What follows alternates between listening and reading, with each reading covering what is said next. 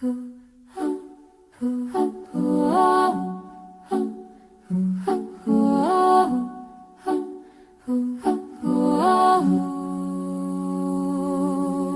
Summer Wells was a holler girl. She danced in the rain, she'd laugh and twirl. She lived a life so many holler girls know, living free but burdened by things hidden below.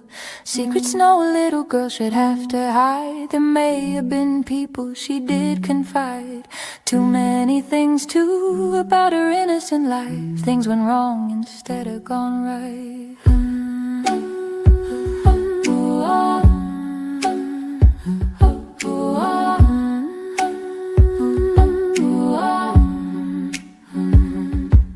Maybe people tried to protect her, but they were too late. Maybe those she trusted couldn't stop her fate. On a horrible June day, she just disappeared. It's a day most normal parents would always fear. But things went south in this Appalachian town. Police and searchers arrived and the hunt went down. The community cried and the dogs they searched. People gathered to pray in the community church. But there were no answers. The nights came without summer, and time went on too long without any sign of her. The YouTube dogs started getting on the prowl, and the community was faced with something far more foul. This little blonde holler girl got lost in the mix, while YouTube drama played evil games and tricks. The years kept passing without this girl being found, and we're all dying with horror and sending prayers around. Too many years without answers for little Summer. We want answers this year, and we won't wait for another. Those of us who care about children who are lost, keep praying she'll be found, and we don't care about the cost. Justice should be served for little Summer Wells. The guilty locked up, and those who know need to tell. We'll keep hoping and praying for a positive end to this tale. And in the end it should be known that no child is for sale. We stand for the victims and for justice to be served. And in the end, the guilty get the punishment they deserve.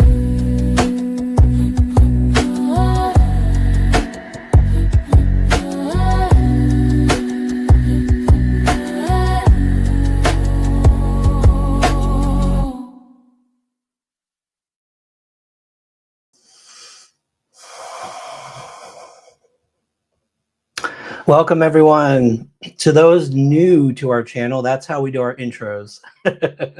We've got some folks in the backstage here. Just real quick before I bring them on, I just want to express that intro, that video I actually put out for members only. I edited it slightly for this live. I hope it expresses how strongly we feel about this case, how much we want justice for Summer.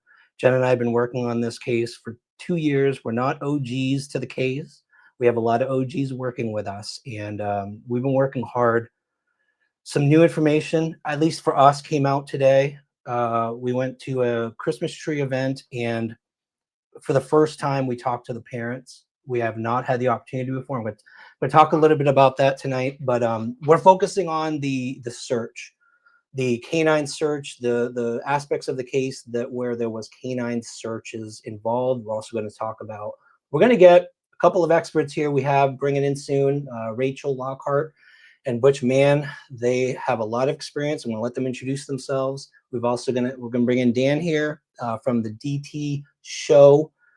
He's taken us under his wing. He's about double the size of our channel, and he has really joined us with researching this case. We've helped him come up to speed on details, and he's giving us insight. So I'm going to bring our friends up here real quick. Let's see how this works. Here we go. Hey, Dan, how you doing? I'm doing well. Thank you for having me on. That was a beautiful song and a beautiful intro. I thoroughly enjoyed it. Thank you. Rachel and Butch, welcome. Hi, how are you? I'm beyond ecstatic to have you guys on our show finally, live. It's been too long. Yes, and it's a lot of work just to get everybody on the same page. Yes, it is. For those you who don't know, and if you haven't seen it, we have video from spring in 2025 where we went up to Pennsylvania and joined Rachel and Butch in their American Working Dog Association seminar. It was a 3 or 4 day, 3-day event where they deeply train. There's police canines, there's independent canine teams. These two, and I'm going to let them introduce themselves in a little bit, have a level of experience beyond anyone I've met. There's a lot of people I met during the Helene disaster who did have some canine experience. These two have been doing this for so long. They've done so much work. They're on call constantly for 911. They cover the entire state of Pennsylvania. They've done across the country searches. But before we get into that, let me just share my screen real quick. I've got everything lined up tonight, queued up, so I should be able to share pretty easily. I'm not as expert at this as Dan. Dan is much better at doing things up, but I'm going to do my best. Thank you. So Dan, why don't you go ahead, for people who are new to your channel, I forgot to add in the description the channel link, but I did put it, I tagged you in the title, but could you introduce people to your channel, your background, what you do? Yeah, sure thing. Yeah, my name's Daniel. I'm called Danny, all and above. And I have a show called the DT Show. We cover a lot of true crime and missing persons. It's something that I've here recently started to really start to cover. I have a experience in law enforcement. I was a police officer for about 8 to 9 years, quite a while ago, out here in Texas. And so, it's been some time, so I know that and I understand that technology has changed some bit, but investigating and talking to people and things of that nature never does. And so I've kind of implemented that into the true crime coverage that we do. And we've covered cases like the Brian Koberger case out in Idaho, where I've actually interviewed Kaylee Gonsalves's parents on a couple of different occasions. Kaylee Gonsalves is one of the victims of Brian Koberger's.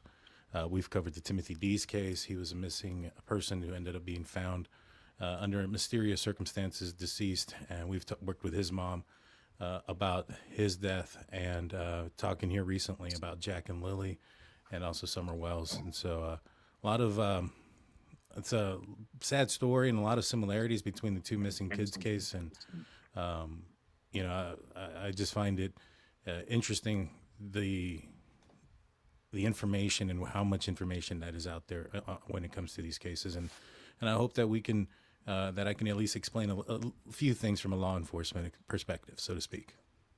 I'll tell you, Dan, that aspect, talking about the details of the Summer Wells case, as you're asking me questions and I'm sending information to you, getting your feedback has been really helpful, because I don't have a law enforcement background. I don't know how cops look at these things and the different aspects of the case. And so you've definitely altered my understanding of a lot of things that have happened. So I appreciate that a great deal. This partnership, this collaboration has just been a blessing for us. So I appreciate that. Thank you. It's been great for me as well. I've appreciated y'all's input and knowledge into this case. That's really helped catch me up. I'm still light years behind everybody, but I'm trying. You're catching up a lot faster than most. I have to tell you, you're catching up fast. And for those, I forgot to introduce myself. For those who are new to our channel, Jen and I started out as hikers. We're like a nature channel, really. It was mostly me hiking. And I have a deep background in research. 10 years before I even started YouTube, I was doing a lot of conspiracy theory debunking and deep research, so much to the point that a producer actually reached out to me to be on the History Channel at one point. I don't even know if I told you that, Dan. I was on it was a Utah Mormon underground vault case that I'd researched, and I ended up on the History Channel. They flew me to New York. It was crazy. So my background is really deep research and understanding kind of how to not fall on the side of a conspiracy theory, or follow the truth. And the truth being, always get multiple sources, always vet your sources, make sure they're reliable, all that kind of stuff. So research is my thing. Investing, not to the point of like what I'm learning from you is how police look at investigation and research. So that's been really helpful for me. That's where we are. We started covering the Summers case a couple years after originally she went missing, and then we ended up really starting to realize that searching for missing people and working with missing persons' families is our passion, and we started trying to be better at it by doing things like getting certifications on. I have my drone, commercial drone certification. My background is engineering, electrical engineering. I love technology, so I'm incorporating technology like wire cameras. I can get into crevices and underwater drones, underwater cameras, all that kind of stuff. I love using technology to try to increase the odds of finding the missing. Then we got Moon, and this is where Rachel and Butch come in, because we got this dog, and I met Butch, the man you can see on the bottom here on the right side. He was doing what he does. He was in the Hurricane Helene, one of the key searchers, the canine searchers. For those who are local, Butch was very active in there was a plant that got flooded, a plastics plant that got flooded in Irwin. And I can't remember how many people. I did a video on it. I'm sorry. There were a number of employees that got swept away in those floods. Butch took part in the FEMA search. They had him take part in the canine part of the searches. He assisted with finding the missing, a number of those missing in the piles of just junk. Rachel and I both were down there for quite a while. Rachel and Butch both were down working with FEMA on identifying the piles that were of interest. And I believe they contributed to. Is the lamp disturbing people? Okay, I'll turn it off. Yeah, they were contributed to finding a number of those people. I met Butch. We were researching a team, canine team. I'm going to put that in quotes, who were helping to search for Stephen Cloyd. My conspiracy research came in that situation because I was digging into this group who I got indications they were scammers. And I came across Butch, who they were using as a way to make themselves look legitimate. And so I interviewed Butch, and I will say Butch and I saved each other. I saved Butch from that situation. I exposed the fact that this group was scam artists. He was extremely thankful because they were using his name to make themselves credible. And then in turn, he invited us to this conference, and he's been helping us train Moon to the level of someone with him and Rachel have been helping us train Moon to a level we couldn't even ask for, like for free. They've just been contributing to helping us train her, and it's been amazing. It's been amazing. They've helped us so much. Butch or Rachel, if either of you, whichever of you want to talk about, let me bring up your real quick before you start. Let me bring up your Facebook page. Oh shoot. Just so people see the amount. I'm going to show them the photos as you're talking, because I want them to see just the amount of work that you all do. Is that it? There we go. Either of you, could you introduce, just let everyone know kind of your background and the amount of searches you do and what you do. Oh, the background. Well, both in law enforcement, as you know, and if there's some people watching that have seen the videos and part of the seminar, they'll know that as well. But we do everything from, fire departments calling us out, local police, state police. We've done stuff with the FBI, and we have, of course, police dogs, and we train in everything from bomb detection to narcotics to live finds, recovery, and everything else. So, there's a lot of years, and we train as often as we can, but right now it's like single digits and very cold. We still can do stuff, and it's fun in the snow. As I was telling you, Ryan, some different things that we can do in the snow, and people are just blown away at what we do without articles or anything. Yep. And we're both professional dog trainers too on the side. You're also dog trainers on the side. Yep. Yes. Holy cow. Okay. I don't know how you guys keep up. That's amazing. You heard the expression about a cat on a tin roof in the middle of July on a hot summer day, right? Yeah. So I told you, but I warned you about this question. So, you know, I'm going to ask you this question. It's kind of, I realized how stupid it was to ask this question. It's like asking someone who works with law enforcement how many times a day they arrest someone.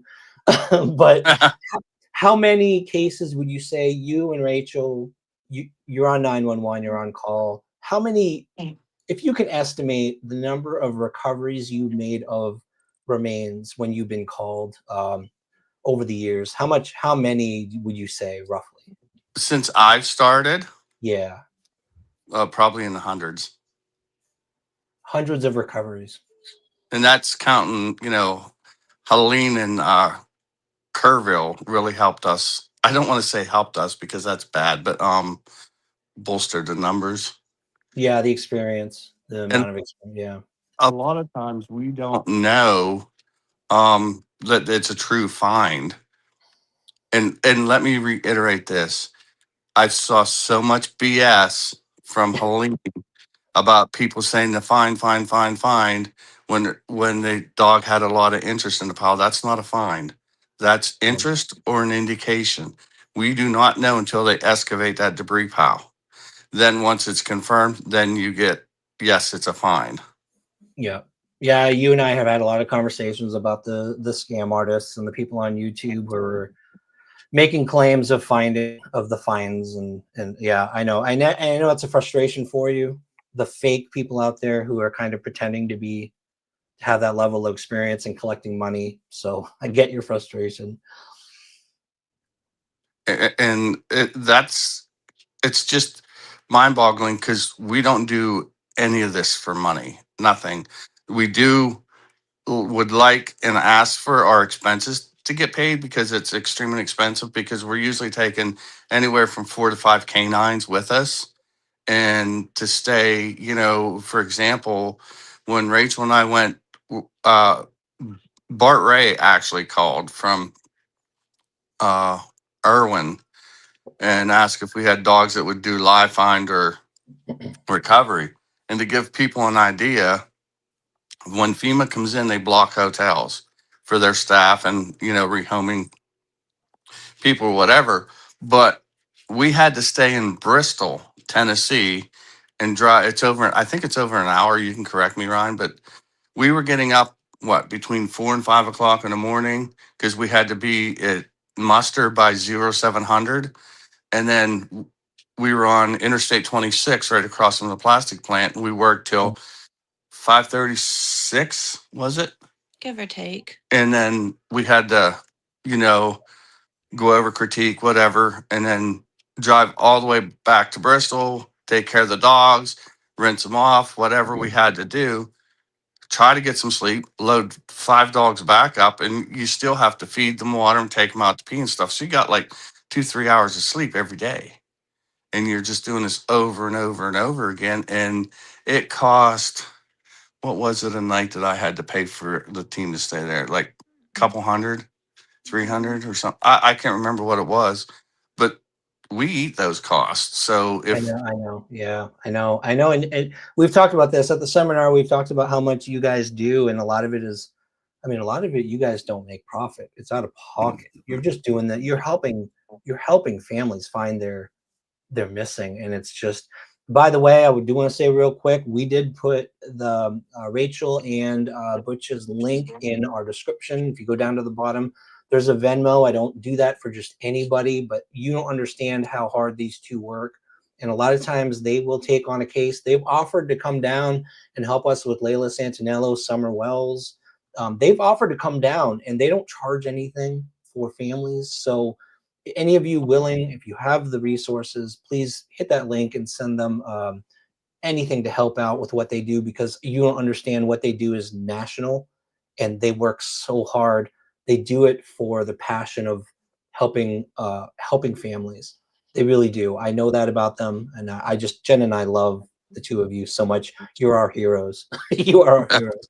I don't know about experts and heroes, but we do whatever we can. And, the other thing I want to add is like when we train, it either her or I will come up with an idea. If it sounds like the stupidest, craziest idea, and I'm sure Dan knows from his law enforcement background because there's inside jokes in law enforcement. If you can think it and you think, oh, I never tried that in training, or we never did this when we certified, then you try it to see what comes out of it. It may be something totally stupid, or you may learn a new technique and think, oh, okay, this is a lot easier, you Yep. know. Yep. And you poke fun about it and you laugh about it, but you're like, damn, that was easy. That's really going to help us out in the future.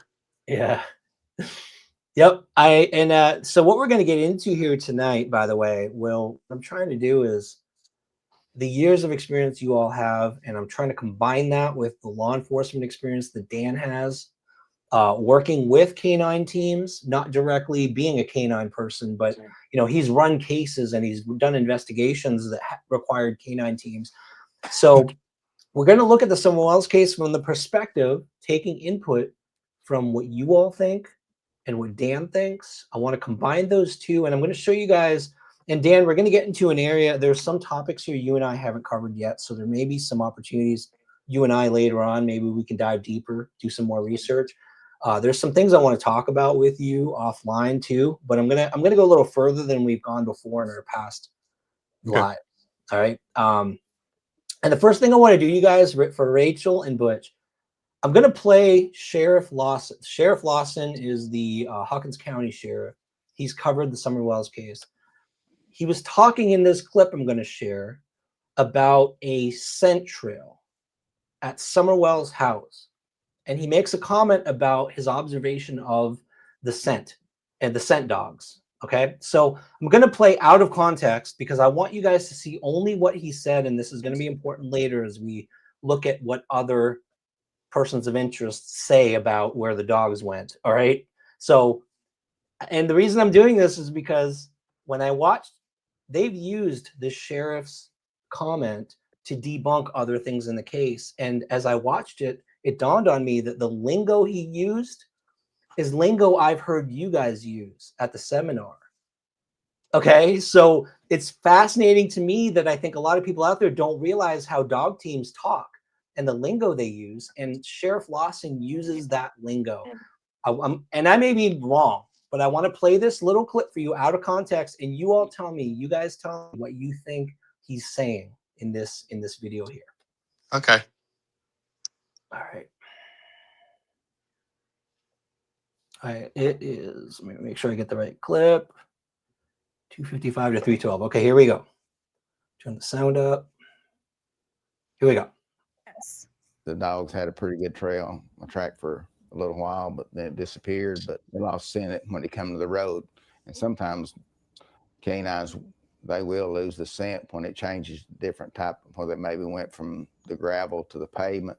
And did Okay, I'm gonna play that. I'm gonna play that again. Listen to his exact wording, okay? yes. The dogs had a pretty good track for a little while, but then it disappeared. But they lost scent when they come to the road. And sometimes canines, they will lose the scent when it changes different type, where they maybe went from the gravel to the pavement. And did Okay, so you guys are already laughing. So if a sheriff comes to you and he makes that comment, what does that mean to you? I think he needs to call American Working Dog Association, and because, and no disrespect to you, Sheriff, I appreciate everything. We're brother in arms, but when we certify, we have to cover a minimum of 3 surfaces. But we try to do 4: gravel, hard roads for a distance, which because that's when Jackie pulled her thigh muscle, Ryan. But hold on. We're gonna get to that. I promise you. I know, because we've talked offline about the training, but I'm talking about his words when he says the dogs followed the trail, the track down to the road. What's the trail, the track mean to you specifically? If a sheriff comes to you and says, yeah, the dogs followed the trail, what does that mean to you? He's following the scent of whatever the scent article they used. The scent trail. Mm-hmm. The scent trail, right? Yes. Yeah. That's important. People don't realize, and I'm going to show you another clip and how people misinterpreted what Ronnie Lawson was saying. He said the trail, the track. You picked up on it immediately. You, as canine experts, you know when someone says a dog's following the trail or the track, it's the scent. I heard you guys say scent trail so many times at that seminar. The scent trail, the scent trail. So now I'm going to give you the context. Okay, and this was to me the moment when I heard his comments been used to debunk so many things because people thought he was talking specifically about a trail, not scent trail, but a trail. So let me show you the full context now. Let's see. 2:16:16. I'm backing up. I'm showing you the whole video so you guys can see the full context and you'll see how people can misinterpret things.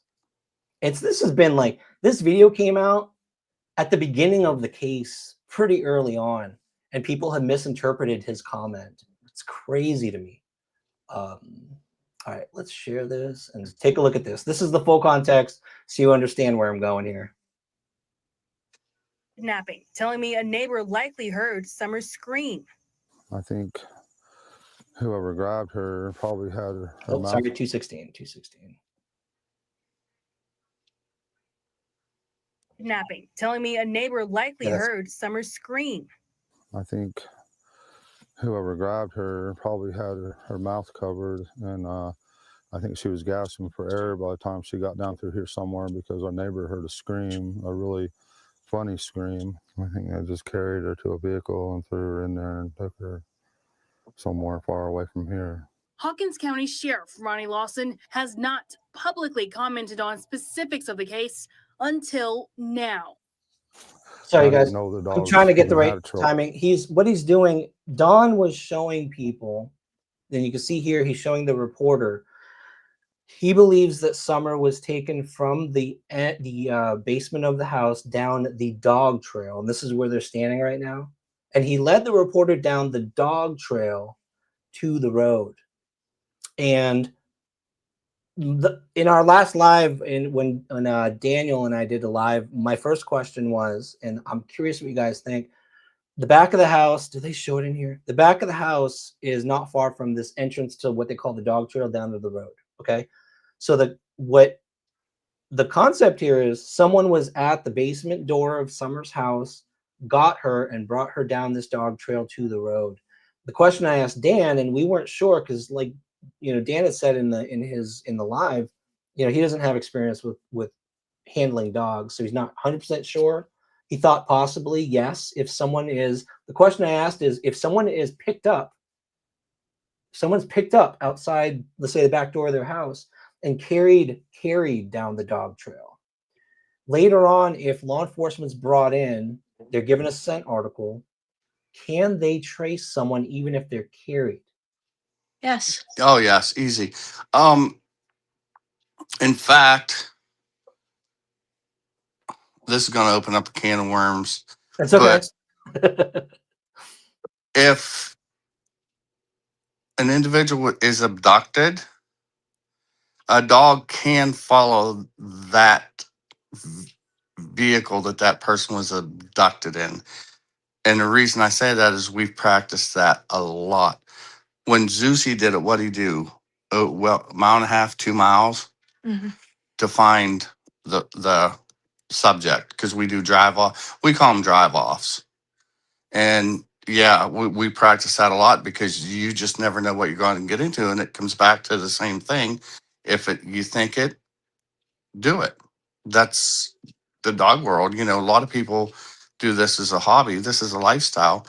And what I'd really like to do is ask you, was this interview before with Dawn, before the sheriff he knew what the sheriff was saying about the dog's lost scent, or was after? Because I'd like to hear that interview he did with the reporter again.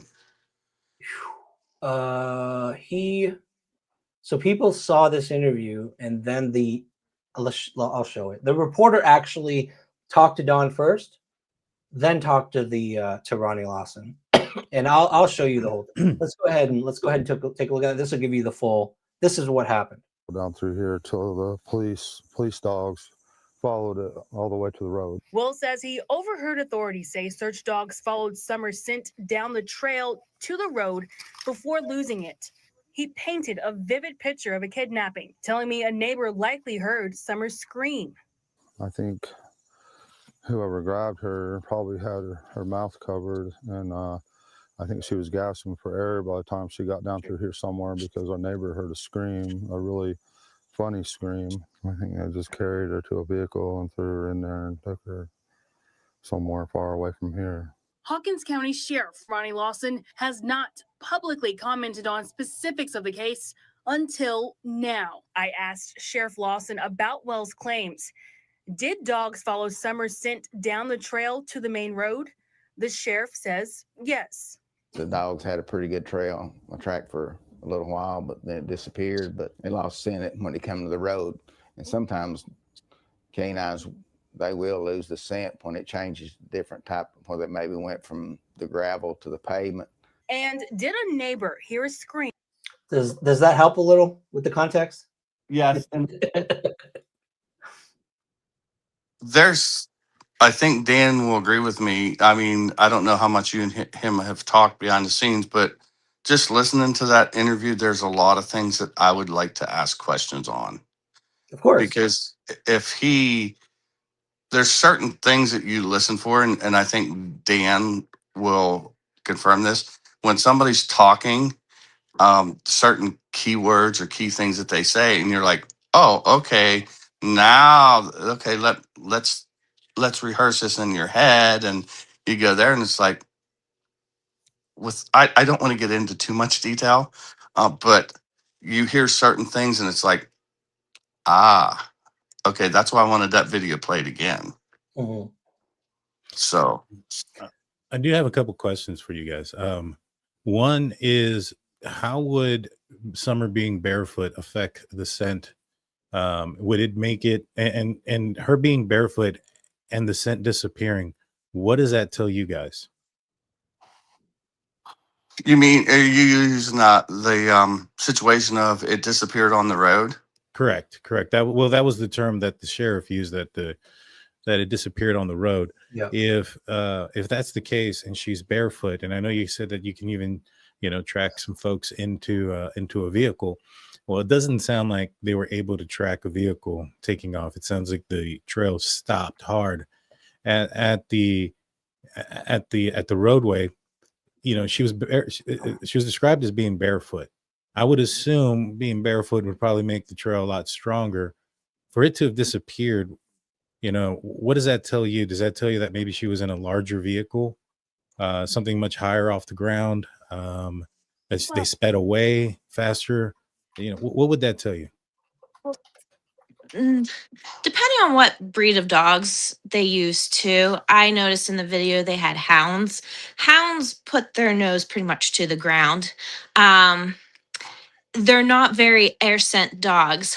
So if I had to assume that she got put into a vehicle, hounds stick their nose to the ground. They're not checking the air. Now, him and I, we have German Shepherds, Belgian Malinois, Golden Retrievers. They do a lot of wherever they're finding the strongest scent. So I'm going to assume she got into a vehicle, and I'm going to assume that the hounds, like I said, I just saw the clip and I just see hounds working, that they're not trained to work On multiple surfaces. on multiple surfaces. So Rachel, just to be fair, the video that they were showing just now, believe those were Dawn's dogs. Those weren't the actual search dogs. So you know the full picture. So I don't know what kind of dogs they use, to be honest. I have not. If anybody in the chat knows, specific dogs they use, that would help Rachel and Butch probably understand a little better about the scent stopping at the road. But that's a good point, Rachel. It depends on the type of dog, right? Yes. Yes, that helps a lot because, like I said, nothing wrong with bloodhounds. They're great, and a lot of departments use hounds. But if you ever watch a hound work, their nose is to the ground. They don't really ever put their nose up in the air and say, okay, the child was put into a vehicle. Well, now there's no more trail on the ground. There, you need a dog that can air scent the air Mhm. to get the smell. A German Shepherd from Greenville. Okay. Okay. So go ahead, Dan. Would the height make a difference? Like if they were in a vehicle, like a car, versus like a bigger utility truck? I know there was some tree trimmers in the area. If they were put in a vehicle that was elevated, could that affect the dog's ability to scent? Okay. No, and like I said, it's no disrespect to anybody's dog.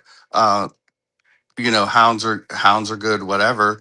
And if they use the Greenville police dog, if I was the sheriff, I would be questioning the program certification programs that they use, because as you know, Ryan, we have to do those surfaces to pass our certification. Yep. And there's also that would tell me that how much do they train in urban settings on, because in urban is you have to do the sidewalks, the buildings and everything. Because if you get somebody shooting at you, and I'm sure Dan would agree with this, if you get somebody shooting at you or somebody that beats the snot out of somebody and you call canine in, they better be able to darn well track that person on cement, asphalt or whatever, because you hardly have any grass in an urban setting unless it's a small yard or something. Agreed. Yeah, I agree. And we get deep into the, so Dan and I had a discussion without you guys the other night in our live where I made the comment like, wait, it stopped cold at the road. Now, does that mean that the Rachel just made the comment, she would probably assume the person was thrown in a car or the scent disappeared. And Michelle After Dark, and I'm gonna ask you guys. I put Michelle After Dark's channel in the description. I love her to death. She's very fact focused. She's an excellent researcher. I love her channel. She also claims, and she does know a lot about dogs. Everyone who follows her, she's got her dogs trained to follow scent articles, meaning she can find a hat. She can find, like, she's having her dogs find, you know what I mean, Butch, find person's things. But she made some comments in her response to Dan and I, and my comment that it just stopped cold at the road, that I'm like, and again, I respect her. I think she does know a lot about dogs. She messed up in this comment. You're going to see why. I know she messed up because of the training you guys have given us and what I know from you guys about dogs and concrete surfaces. I'm going to play her clip for you, and we're going to talk a little bit about this. I just want to say to Michelle, if you're watching this isn't a diss toward you. This is Butch and Rachel love when people who know a lot about dogs come to these seminars, because Butch has always told me, if you ever get to the point where you think you know everything about dogs, you're wrong. Mm-hmm. Everyone, even Butch tells me he always has the next level to learn. Everyone has the next level to learn. So I'm hoping this discussion tonight can be educational for everyone about the truth, about how dogs behave on different surfaces. For Rachel and Butch, I want to play this clip from Michelle. It's a little long, but it's her response to our live. And I talked a little bit about this with you, Butch, the other night, just to get your take on it. And I got your response on the phone a little bit, but we're going to dive a little deeper into this. This is Michelle's response to our discussion. And then we'll have a discussion about her comments right after that. Here we go.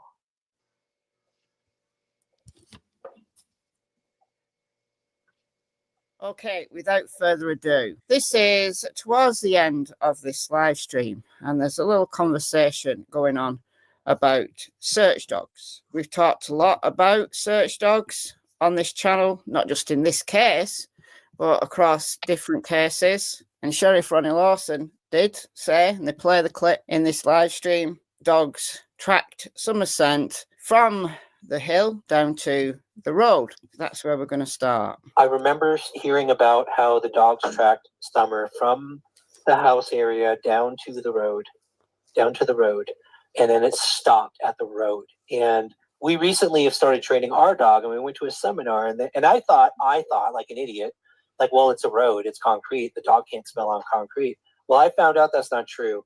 Dogs are trained on like several surfaces. They can even track through water. It's a myth that they can't track through water. So I'm like, no, if she had walked on the road, they would have been able to follow her, which means her trail stopped cold at the road. Not quite. Not quite. Yes, of course, dogs can track on concrete. They can track on a whole bunch of different surfaces, including, if they're trained to do so, in water. But there's a lot of caveats. And I've said this again and again and again and again. When a dog is trained to man trail, to follow someone's scent, all you're doing is tapping into their natural instinct. Why are they good at tracking? Well, it's to find prey. So if they smell something on the wind that smells like food running around, they air scent until they get a direction, and they follow that direction. At some point, they're going to get their nose down and they're going to be hot on that trail. And that scent gets stronger and stronger the closer to the prey they get. Of course, it's obvious. But when a dog is man trailing, when a dog is following someone's scent because it's trained to do so, you know, it's been given a scent, and in this case, Summer Wells' scent, they're still going to be assuming, because it's their natural instinct to think this, that the scent is going to get stronger and stronger. Now, here's the rub. If a dog is tracking on a natural surface, as they would be if they went down the dog trail from the top of the hill to Ben Hill Road, or even on the driveway, so even though the driveway is an artificial surface, there's a lot of mud on it, there's grass down the sides of it, that scent is going to linger there, and the scent is going to get stronger until it hits the concrete road. And then what happens? The scent might still be there, but it's weaker. That confuses the dog, because in their brain, they're assuming that the scent is going to get stronger and stronger and stronger. It doesn't matter how well trained they are. That's their natural instinct, to follow that trail in the direction of travel, because that scent is getting stronger. But once it hits the concrete road, that scent gets weaker, because the scent dissipates so much quicker on artificial surfaces like concrete. So although there might still be scent there lingering around, depending on how long ago the person passed by, it's going to confuse the dog and they're going to stop. Now, what a good handler will do is they will restart the dog. So they give it a little break and restart the dog at that point. So it's already starting from a point where the scent is weak. It's not going from a strong scent to a weak scent, which is confusing. They're already starting it from a place where that scent is weak, and they'll see whether they can pick up that trail again. Now, so I gotta tell you, but I was trying hard not to chuckle watching your reaction as you're listening to this. You guys go ahead. You've got the floor. Tell me what you think about that analysis. Okay, right where you stopped the video and she's saying restart the dog at the surface. No, because it could be highly contaminated and you could have had a critter go over it. Because you remember back, I don't know, you were with some of the newbies at the seminar. What can happen, and it does happen to new people or even some handlers, when you start a dog over, we always say go back to the last point of interest or whatever, okay? But she's saying start the dog over right there. I highly and respectfully disagree, because it's heavily contaminated. And if somebody just spit on the ground, that dog's going to pick that odor up and go find that person, because it's the freshest, hottest scent. And the dogs, like I keep saying, and that if it's a good trailing or tracking dog, it's going to stay on that scent, whether it comes to cement, asphalt, or whatever, because it's still a porous surface and it's going to get trapped in the little tiny fissures or whatever. And our dogs just keep going. I don't know. Now, if it gets weaker, have you guys had your dogs get confused and you have to restart them? We do, but what we do is take them back, like I said, to the last point of good interest, or we do resent them. But it's not a whole lot that we have to resent them. Now, in the beginning stages when they're younger and stuff, yeah, because you're trying to hone your craft in with that specific dog. But these dogs that we have, you tell them find it, get out of their way, because they're on a mission. When you say these dogs, you mean the type of dogs that we would be brought in a situation like this? Experienced dogs in a missing child case. Okay. Dan, is that your experience when you've covered, I don't know how many missing persons cases you covered, but when dogs are called in, is it typically pretty experienced? Like, do they go after people who are new or have more experience with handling dogs, especially missing child cases? What do you think? With well, that was actually some of the questions I was going to ask them is how ready and available are some of these dogs? Because I know there's different types of dogs, right? There's an air scent dog, and then there's a dog that can track a specific scent. In my experience where I was at, the dogs that we were able to call in were more on the air scent type. They were looking for because typically, like if somebody went missing, like in a rural area, there's not a lot of human beings out there, and so they're looking for a smell that's out of place, from what I understand. And I found it interesting that they had, those type of dogs that could track scent ready and available, or maybe it's just because in my experience it's not something that is ready and available, because where I was in law enforcement was out in a rural area, out in West Texas, so it was a little bit different. But my experience when they've utilized dogs, we had the ones that I were looking for suspects more so than missing persons. The missing persons that I've gone in, that we've had, one of them, I searched the river that was in the middle of town. A little boy had gotten lost, and we ended up finding the body several miles down the road. We didn't use dogs in that search yet. And we had a couple of other ones that were in the neighborhood type of stuff, nothing out in a rural area like that per se. But we did have some in the county that did, and I'm aware of some of their stuff, but not fully. But my questions are, like, how ready and available are these type of dogs? Is it more common to have an open air scent dog ready and available? Is that, because of funding and things? What are y'all's thoughts on that? It's like a 50-50. Yeah, it depends on the area. Like where our area is, there's a lot of more tracking dogs. There's only like maybe a handful of air scent dogs, and depending on how the air scent dogs are trained, my air scent dogs are trained to even without a scent article, because when somebody's missing or running from the cops or anything like that, your body's producing different hormones and it's coming out of your body, and the dogs can sense that. So my dogs can do it without a scent article, or with a scent article, and where they're smelling the scent article of the missing person or even the person running off, and you put it to their nose and they're like, okay, this is the scent I need to follow. So honestly, it just depends on the area. Like I said, in this area, I feel like there's more tracking dogs. There's maybe a handful of air scent dogs in our area. And And with what Dan said, and this ties back into the comment that she had made about the scent being weaker or whatever with the police canine.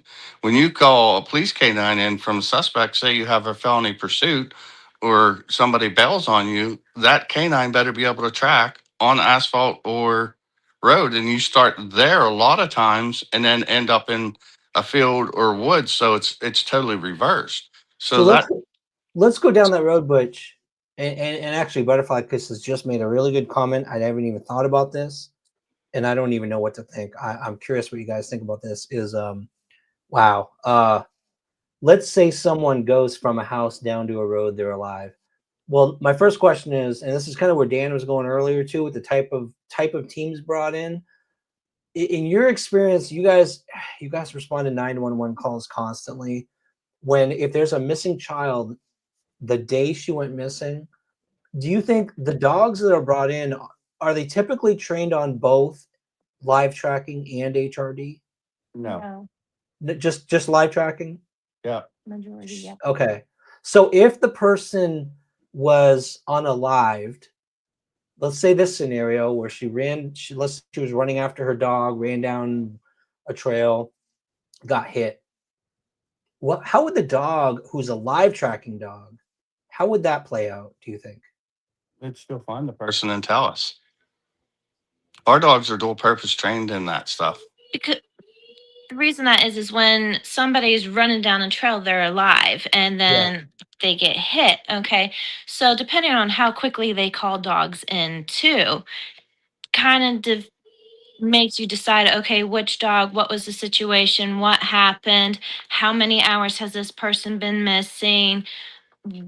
There's a lot of different situations, and you have to then decide, okay, do I want to put a cadaver dog out there or a live find dog out there? And say if it was within an hour, there's still a live find scent. Now, if you're going on a couple days and you're like, I'm going to pull out a cadaver dog instead, depending on the situation and what's going on. But like what you and I, This situation we're talking about, though, was on the 15th. They brought dogs out. And I think what I'm understanding from you guys is most likely they brought out live tracking. Mm-hmm. How would a live tracking dog behave if she got unalived at the road, do you think? And she was swept away in a car, for example. oh, okay. You mean all in the same day, same time frame? Let's say that afternoon she ran down the trail, got hit, was unalived, put in a car, and now you've got a live tracking dog at the house starting at where she started. Would it just disappear at the road? Would that be the scenario?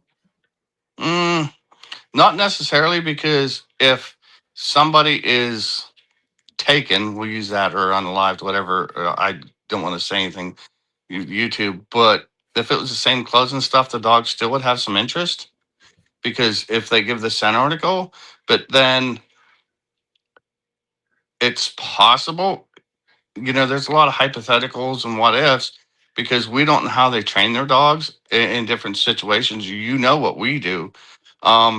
It could go right from our dogs, could go right from, okay, this is a track. Now we're going into recovery mode. That's the thing too. And I know you guys, your dogs are trained on multiple disciplines. So you've got live tracking and cadaver. And you've told me many times, Butch, you're like, my dog may be doing live tracking, but if it smells the HRD, it's going to go after it. So it's like, it's hard to know. And that's why Dan and I keep asking, in a scenario like this, if there's a child missing, what's the typical type of, do you think that law enforcement's dogs are typically like your dogs, where they're trained in multiple disciplines? No, not really. The majority of them are not. Really? Yes. Because I don't know the background of the dog that they used.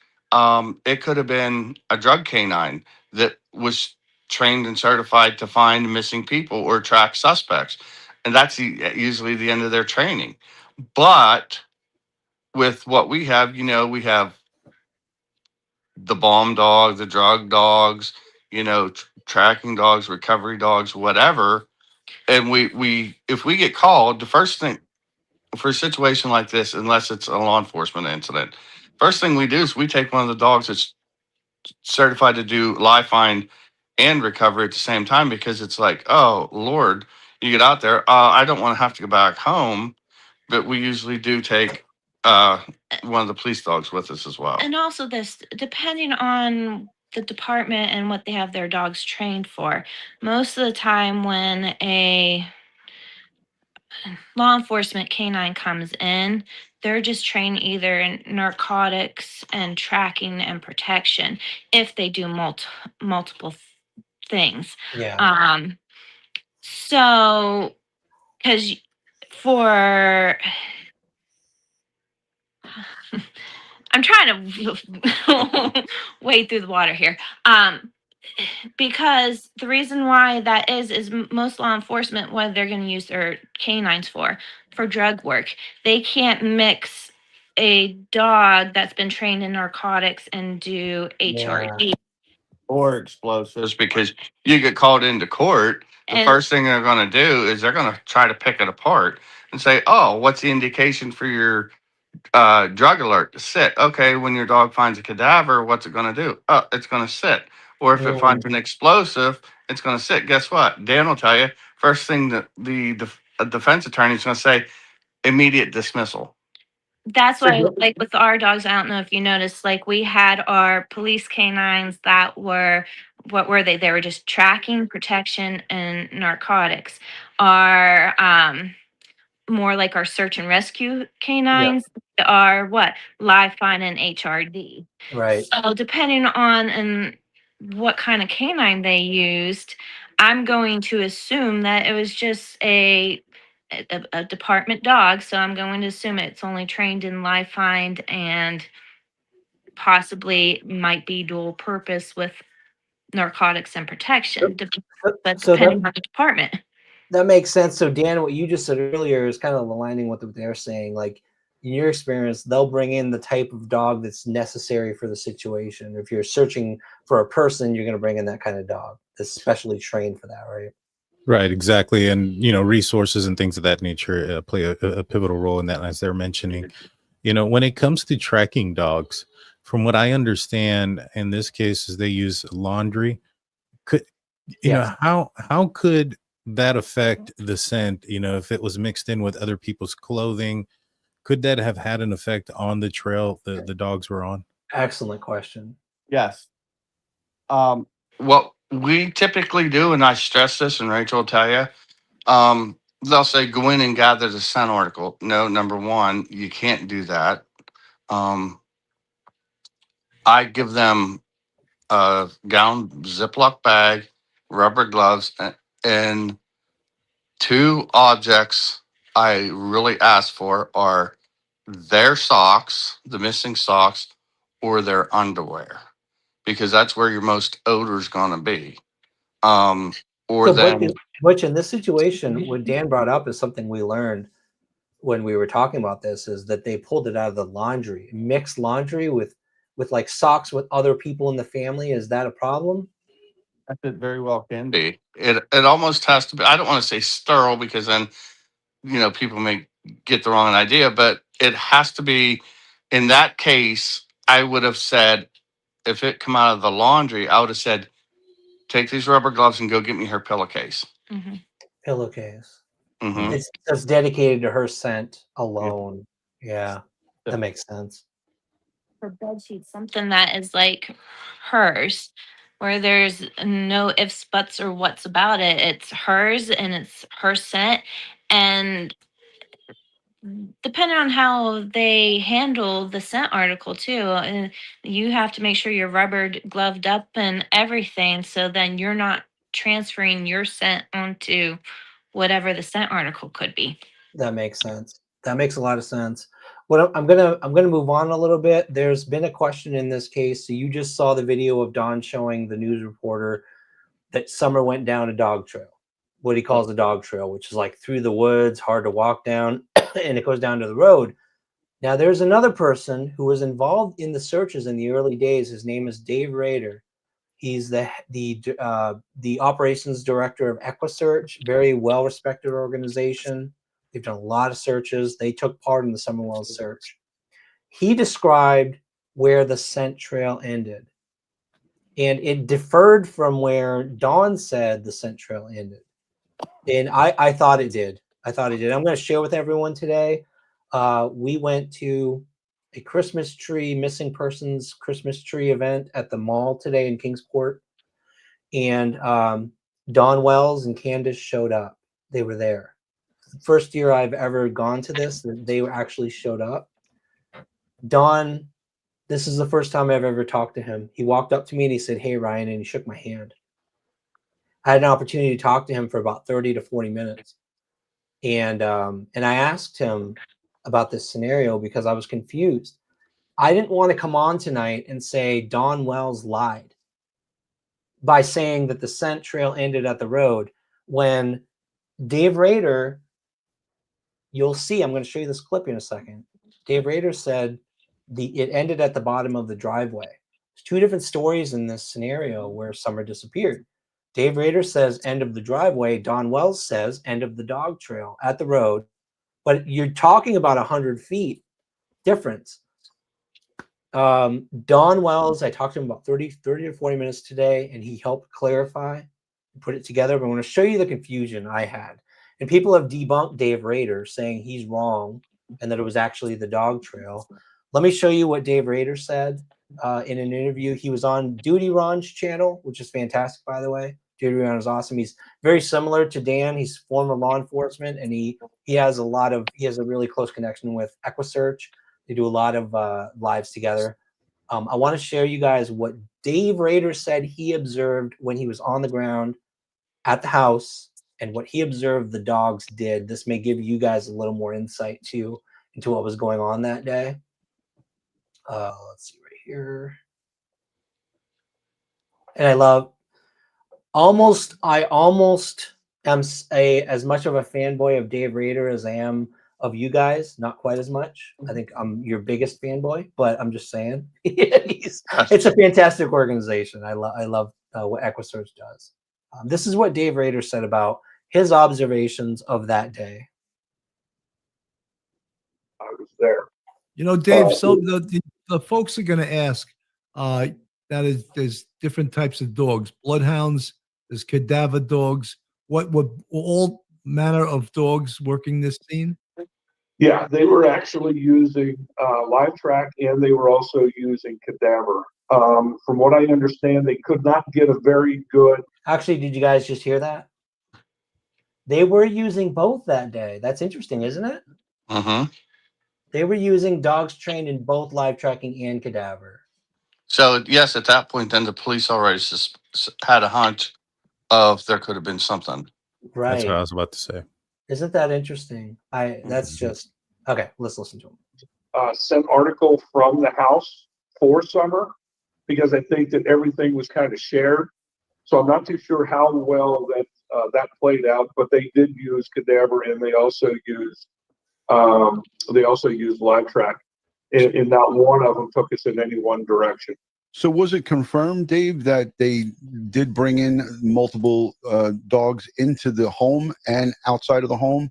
Because there's been reports that some dogs got the scent to the end of the road of the house, and then it stopped there. Is there any truth to that statement, Dave? But from what I understand, yes, that as far as the interior of the house, I have no knowledge of that working. But I did hear on several occasions that the live track took it to the end of the driveway, and that's where they lost it. And usually that means they get into a car. Now that's interesting too. That comment is exactly what Rachel just said. She said if it ends at the road, cold, whether it's at the bottom of the dog trail, bottom of the driveway, whatever, probably got into a vehicle or was thrown into a vehicle, right? Is that your take on this, you guys? Yeah, and that's exactly what Dan was alluding to earlier. Yeah. When we started the live about the different height of the vehicles and everything else. So I think we're kind of all on the same page right there. I agree. Yeah, I think it was telling about the cadaver dogs day one. They must have really suspected something foul or the possibility at least for them to have brought them out. There must have been something there to make them think that. Now something happened at the road. That's where it's all looking, right? I mean, it stopped at the road, and Dave elaborates. He does elaborate a little bit, I think, in the next. He said, I think it means that somebody was thrown into a car, but he elaborates a little bit here where he's not saying stranger abduction. I don't think. Let's just continue the last. This is about a minute or so. Let's just take a look at this.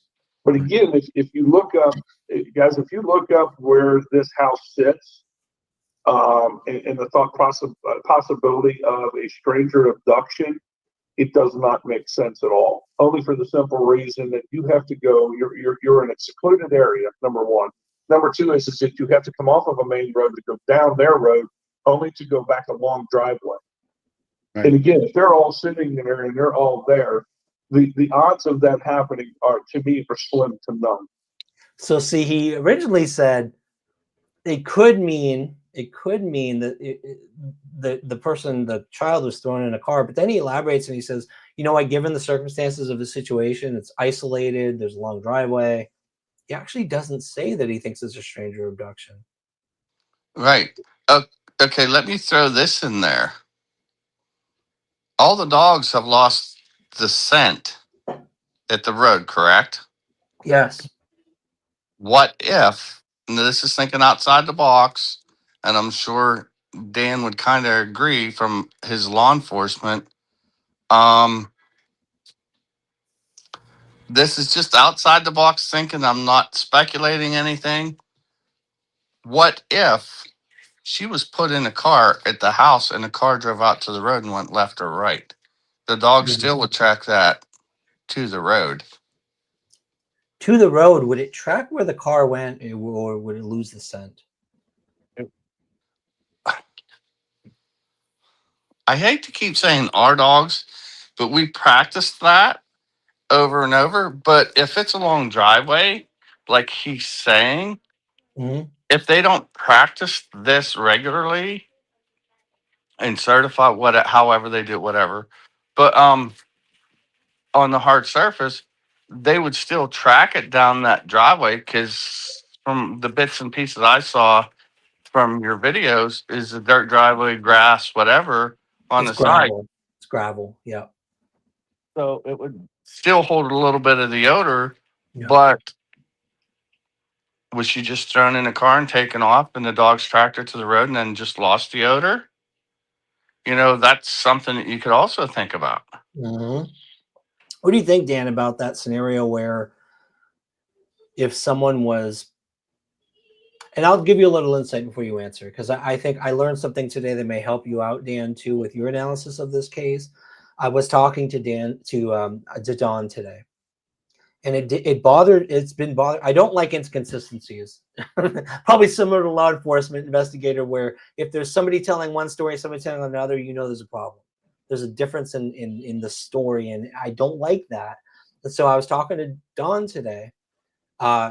Again, out of the blue, I didn't think he would ever talk to me. And we talked for about 30 or 40 minutes. And one of the things I asked him in that 30 or 40 minutes was, what's the deal with the dog trail?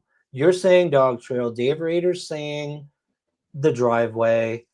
There's the problem with what happened at the road. He said, no. What I told the reporter, and this pulled it all together for me, you guys. He said, what I told the reporter was, I watched those dogs go down the dog trail. They did go down the dog trail. And then they went up the road a little bit, and the scent stopped at the driveway. So both stories are true. Dave Rader was correct. The scent stopped at the bottom of the driveway. She walked down the dog trail. If you believe Don, which talking to him today, since his story aligns with Dave Rader's, I tend to believe him on this, that she walked down the dog trail and she walked about 100 feet or so up the road, and something happened at the base of the driveway.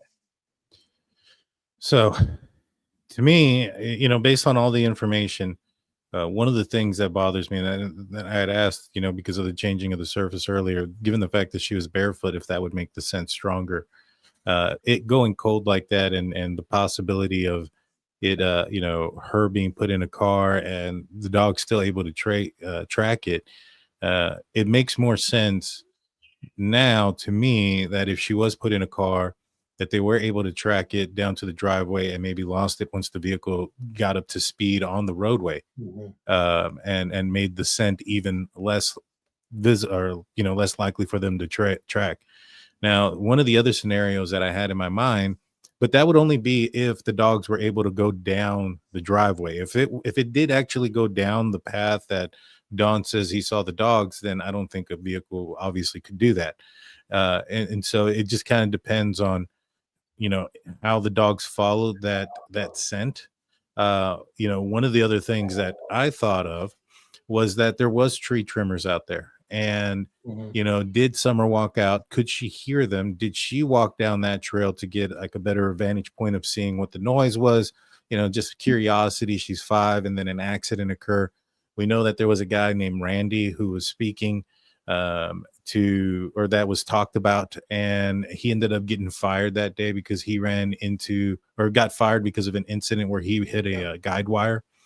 And I wonder if that's because of some sort of panic or something may have occurred. If there was an accident and that happened at the roadway where they were doing the tree trimming, and they panicked and left, and it just so happens to be a Randy that is named somewhat closely related to this search that TBI did on Van Hill, who also did tree trimming. So not necessarily sure if it's connected yet. I know there's some debate there if it's the same Randy or not, but I digress on that. So to me, I wondered if those scenarios were plausible, but if the dog followed the roadway, then I think it's most likely that she was in a car. If the dog didn't follow the roadway and went down the trail, and that's where the scent took it, then I think that she most likely walked down there, maybe perhaps to see what the tree trimmers are doing. Yeah. So, and I'm sorry, Rachel and Butch, I know you guys haven't dived much into Summerwell's case. I've shared a little bit with you guys, but what Dan's talking about is on that day, there was a lot of activity. There were tree trimmers on the power line side. They were cutting a bunch of stuff. There was traffic going on. There was a lot of activity on June 15th. And when Candace, the mother, arrived home, she said that the daughter, the Summer, went into the basement, and there's a basement door that she couldn't walk out of. And if we're going to believe what the dogs are showing us, it's that whether she was grabbed outside the door or whatever, forget the scenario. The dogs are telling us that she went down the dog trail, down to the road, up the road, almost like she was walking along the road toward the driveway. Something happened at the driveway. Something happened at the base of the driveway, and that's where the dogs are telling us the scent disappeared. Hence the higher vehicle snatch and grab. If I'm thinking back to what Dan was asking earlier about the higher up versus a car versus an SUV, and if it was a utility truck, a tree trimming truck, that would be very plausible. The dogs lose an odor quickly, because if it was a quick snatch and grab, where's the first place they're gonna toss somebody? In the back of the vehicle or in their vehicle, right? Somebody just asked a quick question. I want to get this in front of you guys because this is a good one for we talked about this during training. How does weather affect a scent? And don't geek out too much, Butch. I know you like this kind of question. How does weather affect a scent? Well, I won't get into all the barometric pressure and the scientific stuff of that, but wet weather, unless it's Niagara Falls extreme downpour. We love it. Yeah, we love it. And The like water people, is good. Water is good, right? oh my, yes. Yeah. That's like everybody says, well, I'll just run down a river or a stream or a creek or whatever to get away from your dogs. We're like, do it. The only thing you're doing is helping the dogs because you're keeping the scent hotter, fresher, longer. Yes. With all the moisture. It clings to moisture, right? So if she did walk along the road, that's why the dog would probably go along the road, because it's clinging to like the vegetation along. Yeah. Right. Okay. Chlorophyll in the plants and stuff like that. It's all liquid. Yeah. Yeah. Water elevates the scent. Butterfly clutches Kisses just said that. Here's the thing about so back to Michelle After Dark. I have huge respect for her. I think I took the opportunity tonight because I knew she was wrong on the scent stopping at the road scenario. I'm just as a little like lighthearted dig at her, but she keeps saying, and she said to Dan too, she took a dig at Dan the other night and she said, you can't cherry pick. You can't ignore the footprints. You can't ignore the footprints. And for Michelle After Dark, her channel, she's done a ton of research on what community members have said about after this scenario where the dogs stopped at the driveway, right? And this is going to help you guys understand the context of this case, because she's right. You can't cherry pick. Any theory we come up with tonight has to take into account the fact that up the road. So here's the thing. I think we all agree something happened at the base of the driveway. Something happened with a vehicle or whatever. The scent changed. The dog changed behavior, and we know that something happened, whether she was thrown in a vehicle. The scent drastically changed and the dogs lost it. So what Michelle's saying is, I think what Michelle struggles with is she doesn't like the abduction scenario because it means that the footprints don't make sense. The footprints are further into Ben Hill Road. If you go all the way up, and I'm not going to show you a map yet, but I'm just going to describe it to you. There's a property further up, maybe half a mile up the road. There's a guy, a neighbor named Fred Hill, and there's across the road, there's another neighbor named Gorley. His last name's Gorley. They had, according to neighbors, this doesn't come from law enforcement. Nothing at this point forward comes from law enforcement. It comes from neighbors saying, hey, you know what? They found footprints. They found Summers' footprints. There were searchers on my property and they found footprints. And what's strange about this whole thing is if you go into Ben Hill Road, which is a dead-end road, and you go up to this guy's Fred Hill's property and you turn right into the woods, the track of where neighbors said they were finding footprints goes kind of westerly. It goes west from Ben Hill. And what Michelle doesn't, the reason I think Michelle doesn't like our discussion, the discussion Dan and I had the other night, was it promotes the idea that someone grabbed Summer at the base of the driveway and then sped out of Ben Hill Road, took off somewhere, God knows where, stranger abduction. I'm thinking it's not that scenario. And this may help Michelle tie together a vehicle incident with her footprints, because they didn't necessarily have to leave Ben Hill Road. They could have gone the other direction where the footprints started and all the evidence started, where somebody was carrying her apparently through the woods west from that further up in the road. And so I'm thinking that you guys saying there was what you're hearing from the evidence and your experience, there was a car incident that happened. It doesn't necessarily have to be an incident where there was a stranger abduction. It could be someone on that road who lived further up the road, had a car incident, and took her further up into Ben Hill. Have they had HRD dogs on the property? On Ben Hill Road, on 110 Ben Hill where Summer lived? Yeah. Yes, that's what we just covered. So that was the tracking down to the road and disappeared up the road. Recently, like in the last 6-8 months. Okay. See you, yeah. So you know how it works, right? What law enforcement does gives you insight into what probably the situation is. You're on the right track, Butch. So where do I want to go down here? There was additional searches in 2022 in the westerly direction I'm telling you about. That the tracks, they found Summer's footprints in this path, and I'll show you guys in a minute.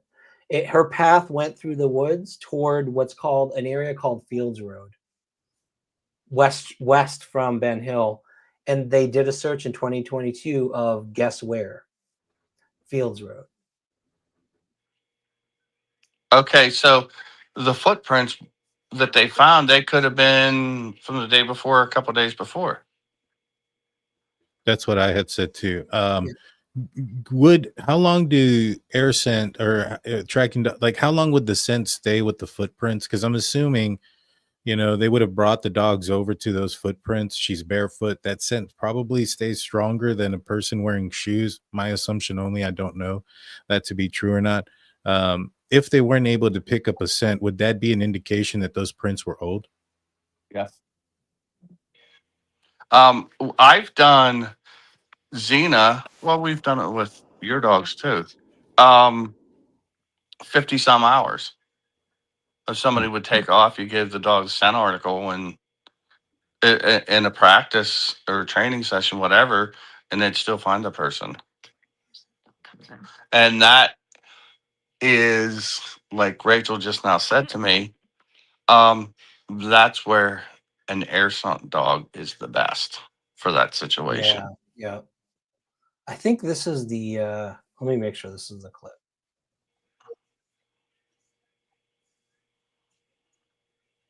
Okay.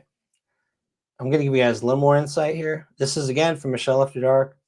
And this is where she starts to really, I'll be honest with you guys. I think Michelle solved the first part of Summer Wells' case with her focus of the footprints and the searches and where they ended up. You guys don't laugh at me. Come on.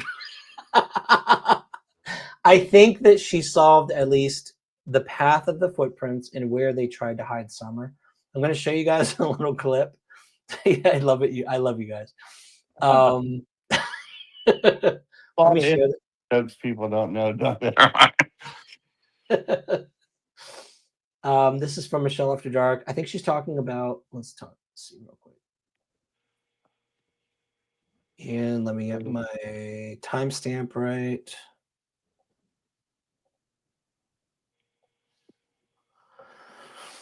$10:12. Now, yeah, we'll talk about this after. Let me show you guys this real quick. Already explained. Now, here's the thing. The scent dogs didn't stop there. We've heard from Fred Hill, a grandson of Ben Hill. This is Ben Hill, by the way, who the road is named after. And just to help you guys out, so there's a lot to this case. There's a lot of little details. Fred Hill, if you look at this map, actually, this helps a lot. See the dog trail pin up there on the top? That's the dog trail we were talking about. Okay, that's Ben Hill Road goes down, down, down. And then where you see her big white hand that says Fred's place. Yeah. That's what she's talking about. So at Fred's place is the beginning of where the dogs started picking up later, not day one, not June 15th. We're talking about now we're going days into the case and they're coming back to the area and they're looking for additional evidence of where Summer went. And they picked up allegedly a scent alert at this location you're seeing right here near Fred's property. And then this little gap in the mountains becomes critical.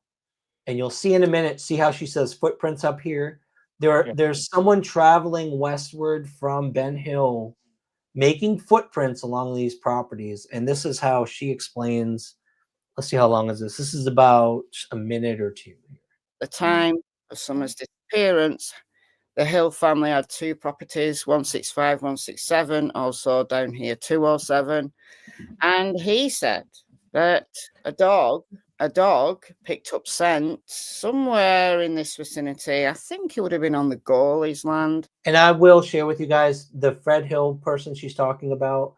We've confirmed he's lied about a lot of things. He's commented on a lot of locals, made claims about things locals have done that we've confirmed have been false. So this Fred Hill character is not a reliable source. So he claimed there was a footprint on his property. I'm dismissing that because he's not a reliable source. This scent alert, however, see the location of the scent alert didn't only come from Fred Hill. It came from a YouTube channel that had been working with the PI, the Summer Wells parents' PI in the case. So I think this is reliable. I think they did have a scent alert on This is called Gorley. The property owner, his name is Gorley. I believe that. I believe there was a scent alert for summer wells on this property. So that's valid. And are they using cadaver dogs for this? Very When good you question, in the- Rachel. Very good question. There's so many unknowns. People don't know if it's live or cadaver. Since they said scent alert, I'm thinking probably live, right? Now, there's an interview though with Fred, and he's interviewed in January of 2023, so about 7 months afterwards. And this is where he talks about the scent dog, and he mentions it being a cadaver dog. Now, the one interesting thing I when I was listening to his conversation with Ziggy was that he immediately went to that there was animal bones on his property, that he had just found them. And so to me, I thought he was trying to explain why the cadaver dogs hit on his property up to his driveway, I believe is what he said as well. Because, you don't go from, oh, cadaver dogs hit here and I found some bones, on my property without trying, without obviously that being some sort of connection there. Now, I believe there was some cadaver dogs that were sent out there around that time, in December, January of 2022. I found an article that some kind of alluded to it. It didn't say the exact month. It said in the wintertime there. And to me, I thought that was interesting. So that scent stuff that he's talking about, I'm me personally, I'm not 100% sold on it, that it's either real, one, or two, that it's as accurate as he's claimed, because he's changed his story after the fact. He said, no, it wasn't cadaver dogs.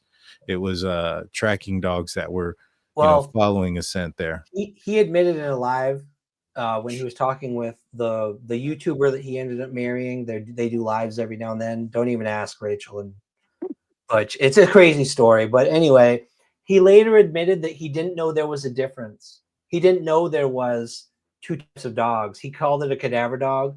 He said, yeah, cadaver dogs hit on my driveway. And he didn't even know there was such a thing as live tracking. He didn't know there was a difference.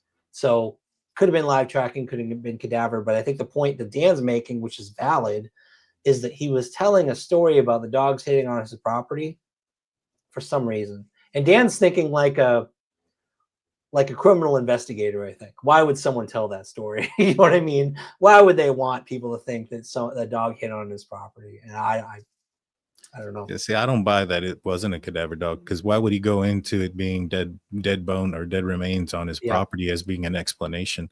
Yeah. Those two, going into it that quickly, that fast. For one, I thought the entire interview was staged, to be honest with you.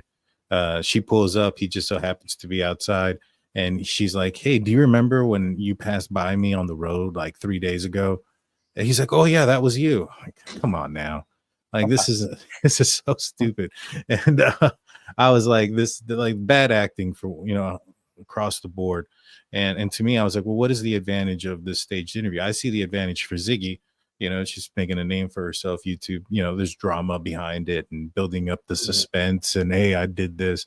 It doesn't necessarily mean that she had anything to do with anything nefarious, so to speak.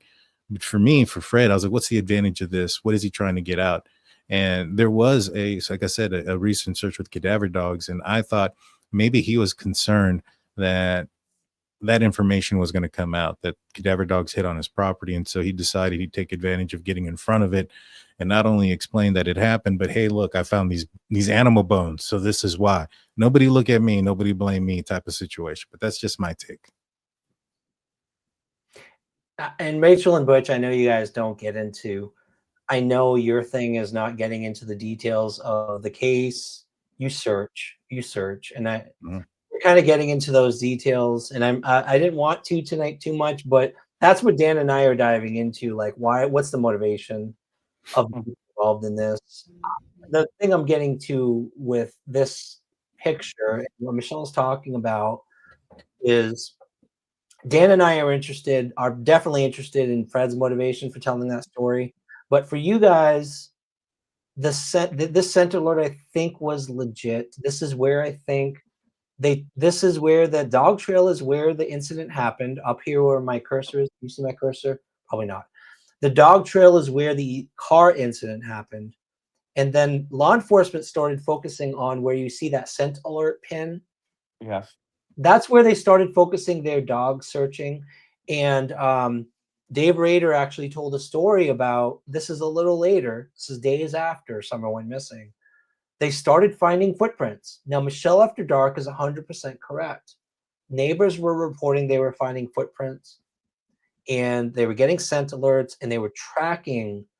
The dogs were identifying locations where Summer's scent, with a scent article, was picking up her footprints all along this ridge right here, all along the ridge to the left of the scent article.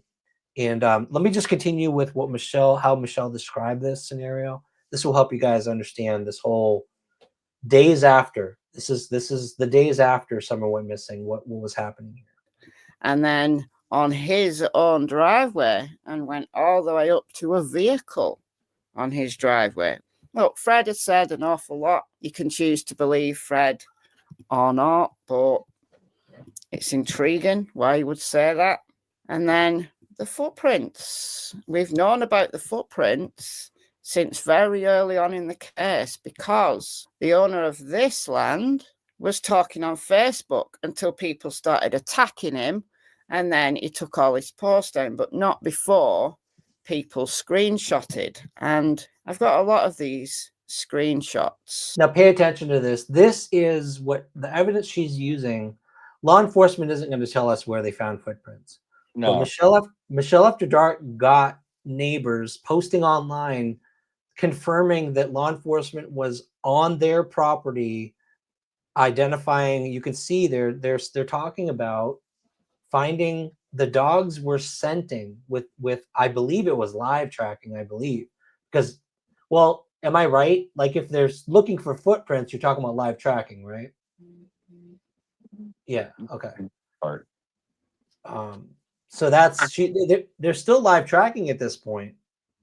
Yes. He was replying a lot. So I'm going to read just a couple of these. So this is Mr. Phillips talking. I was informed by deputies to make sure when I post anything, I explain it in full detail so there's no way anyone could misinterpret it. Oh, people will. People will. Someone got confused over me calling a footprint physical evidence and blew their phone lines up thinking it was new evidence. So I'm being very precise here. 2 footprints, child size, barefoot, not my kids' prints. 1 on my land, 1 on my neighbour's. That doesn't want their name or location mentioned. Well, it's Mary Sexton's land, who is Donwell's stepdad's sister. She's no longer alive. She died a couple of years back. So there were footprints on her land as well. If you watch my video from a couple of days ago, you'll hear an interview from the PIs who've been working on the case for a while. And they believe that the footprints are relevant to the investigation and the direction of travel. Now, I don't know whether footprints are leading this way or leading this way, but if they're leading out, I suspect Summer was taken, perhaps, I don't know, from Fred Hill's property, maybe, possibly. No. And led through the woods, so not going by the road, and then put in a vehicle at this point, somewhere around here. And this area is where searchers came back to again and again and again and again and again. Now you see where she's circling, you guys? Yeah, can you replay 20 seconds? Yep.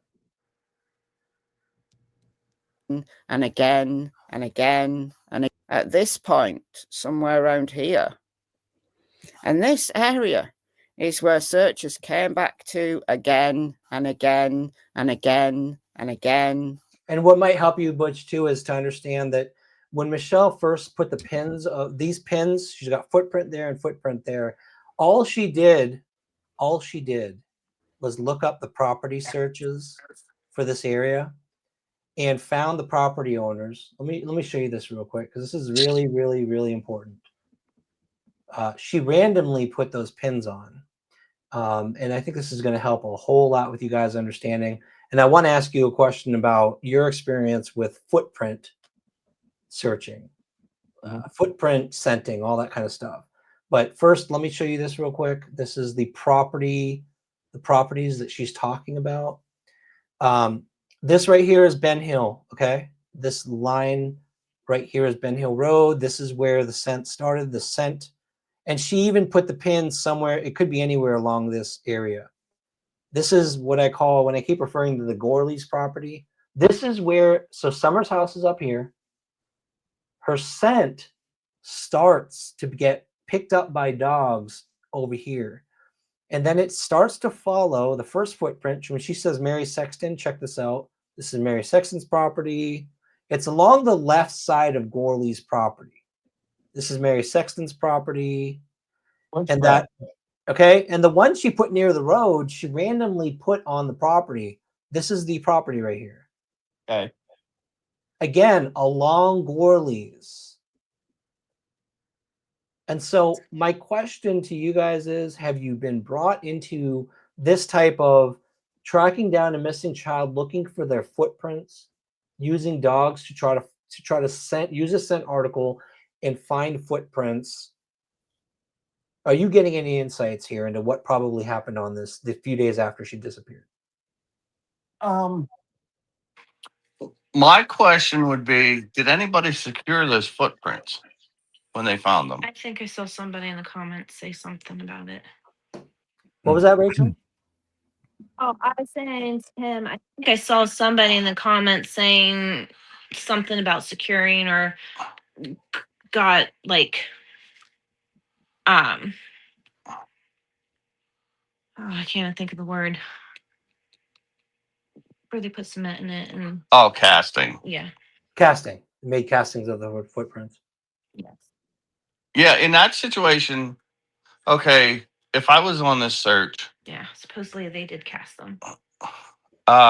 what I would do is immediately secure the scene where the footprint was, bring in, I would call one of my other dogs in, a fresh dog. Live find or tracking. One of our dogs. It does both. I mean, that's what I said. But call one of our dogs in and put him on a footprint. Say find it. And then keep the other dog that's working, and then have the handler and the fresh dog go and see which way it goes. From footprint to footprint. So you start at the next footprint, basically? Yep, wherever they found that footprint and secured. Done that before too.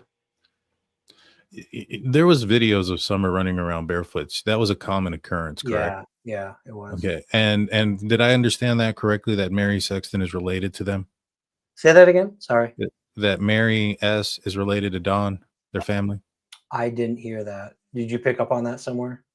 I thought I heard that's what Michelle After Dark said in that video. That happens to be Dawn's something. Okay. Maybe I was wrong, but if she is related and there is a trails back there and she does run around barefoot and things of that nature, not saying you discredit the footprints at all, not saying that at all, but I wonder if those are prints that if she's just on her family's land and been running around back there, if that's a common occurrence for her to run around barefoot.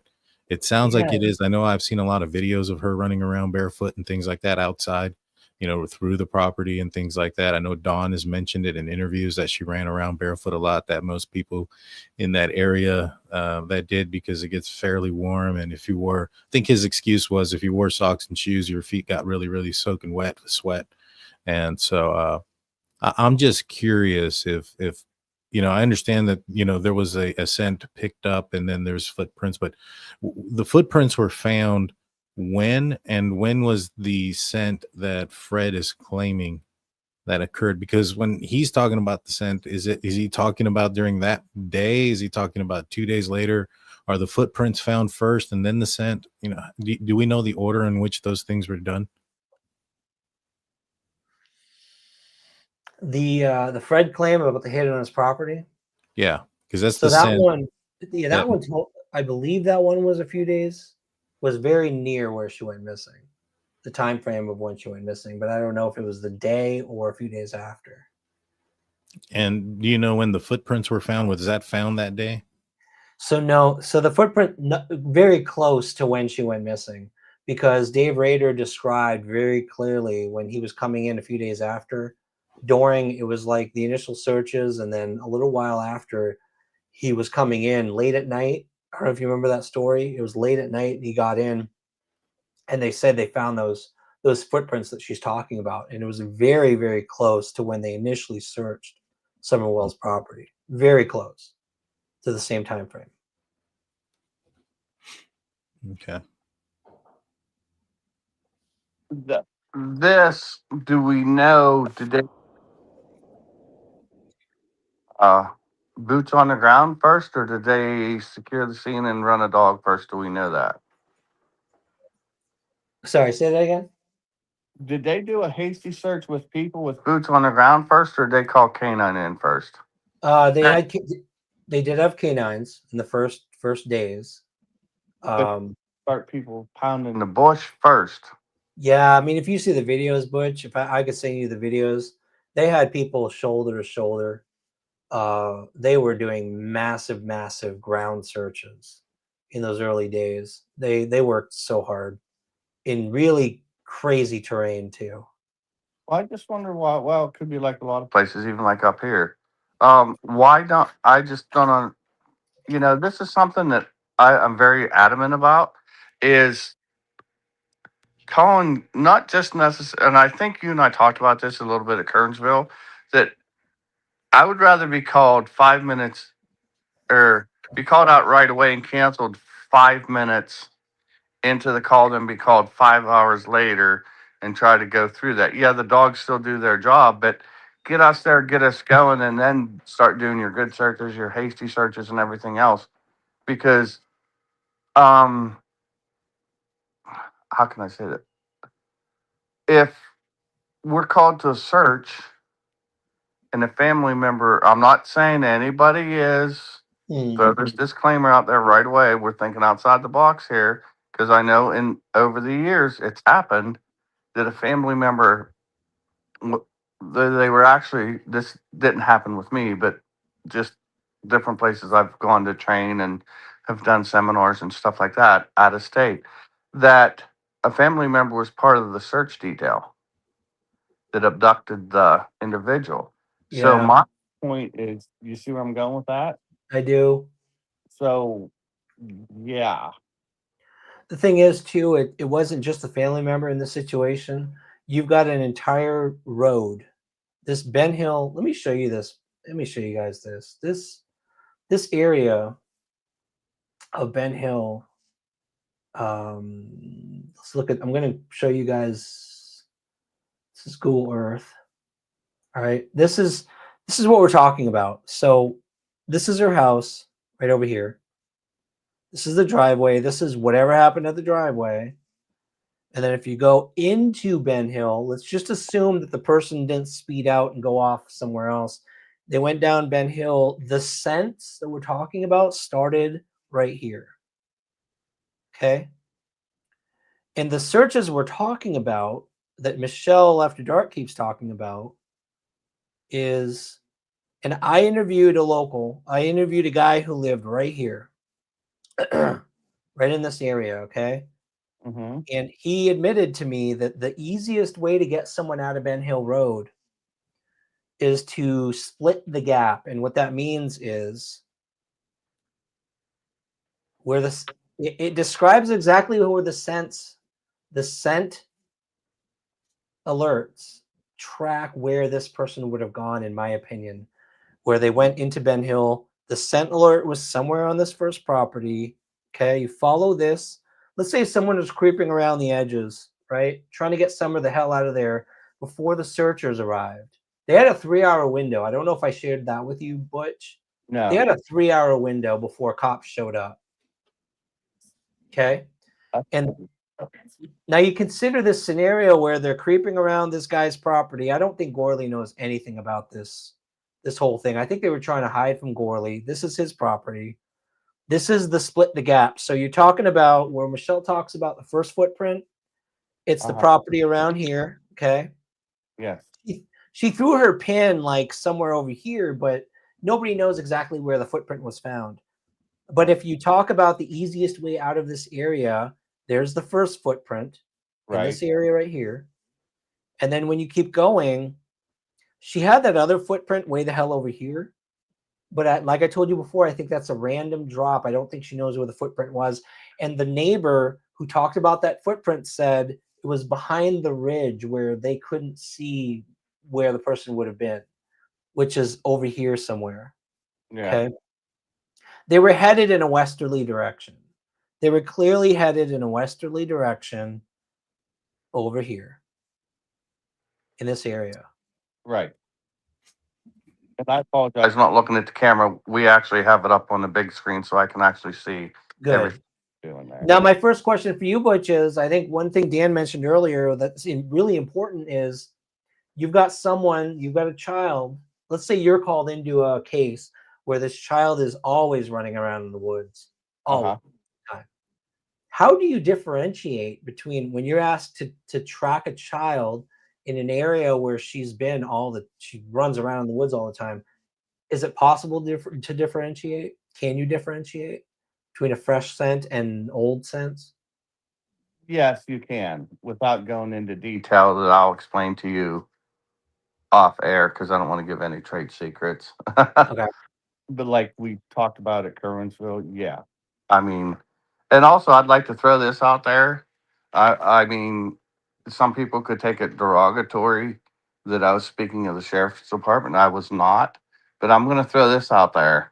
I'll extend an offer for a totally free seminar for the sheriff department to bring their canine to my seminar for 3 days this year. The only thing they have to pay for is their own room. So that way we can, work with them at no charge and teach them some of the things that we do. So maybe it will help their department. It's very kind of you, Butch. However, you have experience with law enforcement down here.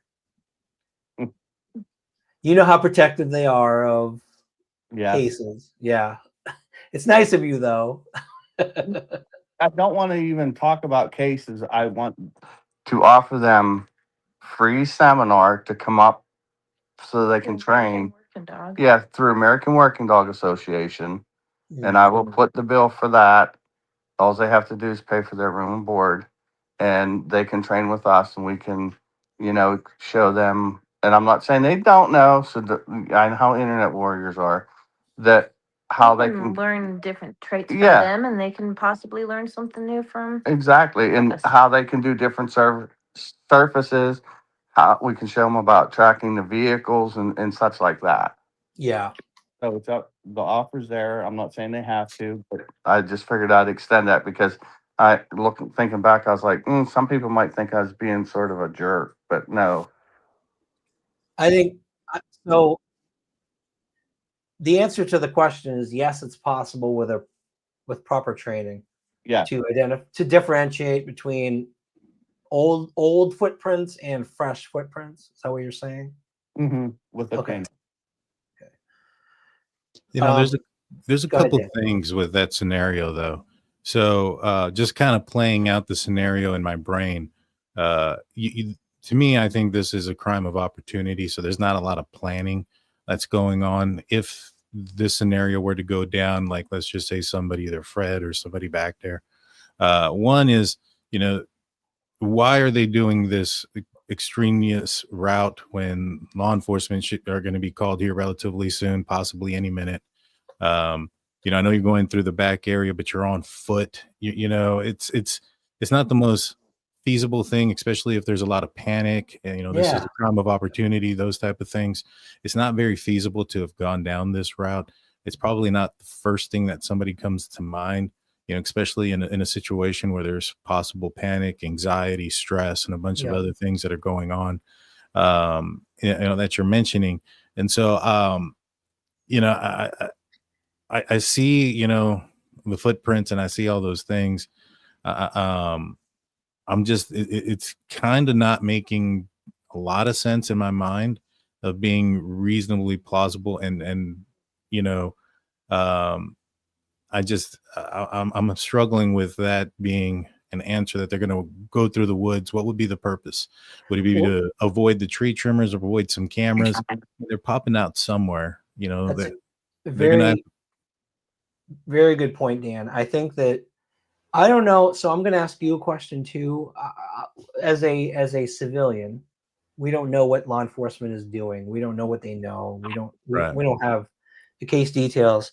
All we have to go on is what's publicly announced. So would you say that as a general public, as a layman, not involved in law enforcement, is the best way to understand the path of the investigation?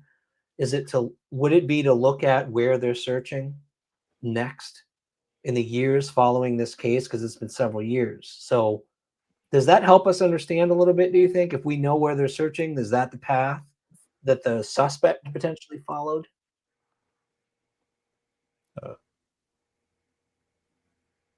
Was that towards me or towards? Yeah, to you. Okay.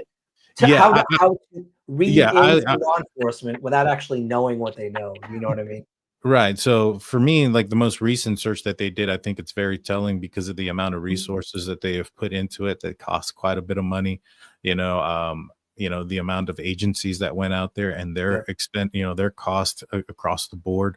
Not to mention what testing that they're going to be doing. For those that aren't aware, there was apparently, I don't know how true this is, but some excavation type of work done. And it seems like there was a lot of dirt that was taken out of that area that was going to be tested for a number of things. And those things could take time, which costs money, resources, and things like that. I personally think also, knowing some of the, rules and laws, like if you had, like, for instance, a situation where it was, somebody gave permission to dig up the yard and things like that. Would it have worked? Could they have gone out there and dug it up with just permission alone? Possibly, but if you're a law enforcement officer and you're utilizing this many agencies and you're going to go bring in the trucks and bring in everything else, because at any point somebody can refuse. You can bring in up all the trucks, bring in everything you want. They can, start one about to hit the shovel or whatever you want to, the backhoe. You know what? I don't want to do this no more. Get everybody out of here. Get off my property. And so you want to make sure that you can go in there and complete what you're going to do, especially if you're spending the resources to do it. So I assume they had a warrant to do that. And with a warrant requires probable cause. Probable cause requires some sort of proof of evidence. It doesn't necessarily have to be something that's going to point in that direction. If you look at the Delphi case with Ron Logan, they got a search warrant for his property. He ended up being not the guy, but there was enough suspicion or probable cause there to do the search. And so with all those things put in play, I would assume they have something somewhat solid for them to have gone down that road. I'm so glad you said that, because there's another piece. And again, I think I want to talk to you offline about this, because I don't know if you know. So in the years between when she went missing and this Van Hill search, there was another search that took place. It was around 2022. So this is only like February. She went missing in June. And let me show you this again real quick. This is the path we're talking about, right?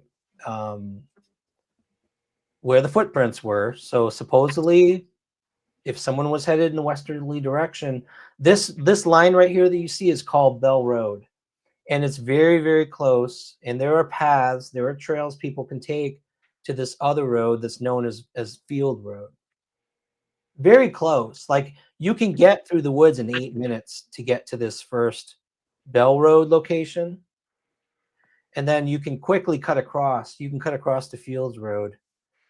And now just take this into account. I'm going to show you something interesting. I don't know if you and I have talked about this yet, Dan, and I want to dive deeper with you, some of the details we know about this. But Fields Road comes into play in 2022, only about half a year after Summer went missing. And this event happened right here in 2022, where they conducted a search, another search. And again, that's why I was asking you, like, does this give us insight into what law enforcement is tracking? Again, the footprints drive in this direction, and all of a sudden there was this search in 2022. What kind of search? Is it like an excavation search? Is this a ground search, cadaver dog search? What do you mean by search? Good question. Here's a little snippet. Breaking news at 4. For the first time in weeks, the agents of the Tennessee Bureau of Investigation are combing through Hawkins County woods today during what they call a planned search for missing 6-year-old Summer Wells. The TBI tweeted the agency focused on what they call previously identified areas of interest. The small-scale search was one of many efforts to try to bring Summer home. Hawkins County Sheriff Ronnie Lawson revealed the search now involves 5 officers with the TBI and the Sheriff's Office. All this for Summer Wells. The Amber Alert still active today. If you have any information that could help authorities find her, call 1-800. Okay, so that was the news alert on there. When we were first looking into the case in 2020, not long after the search happened, we tried to figure out like what's up with the Fields Road search area. That because again, I don't know what law enforcement knows. So we ended up digging a little bit into the property, and we were able to confirm that it was Fields Road. Let me get my timestamp right real quick. 1519. I really think this will interest you, Dan. And again, we can talk more after about some of the details about this location. But this was fascinating to me. Sure. All right, here we go. TBI website. And about a year later, almost actually a little less than a year later, on March 2nd, 2022, it looks like the TBI had visited this area, had done a search in this area. The reason I know this is that area is because I was able to find, you see this is 3-2, so they're in the area at least as of 3-2 doing searches. We recognize this big barn here as probably being, and this definitely the field that Jen was pointing to. This. So Butch and Rachel, you guys see how heavily they use dogs in these searches? Almost every single one I've seen, they're bringing in dogs. Yeah. And I'm assuming like 6 months later, what kind of dogs do you think they're using at that point? I already know what kind of dogs they're using. They're using HRD dogs. They're HRD at that point, right? Yep. Yes. Yep. It's what this tells me is that this is something, in my opinion, very separate and different than what the recent search is. This to me is kind of crossing your T's and dotting your I's, making sure that you've crossed every bridge, so to speak. You did have footprints, out there. You don't know exactly when they were put.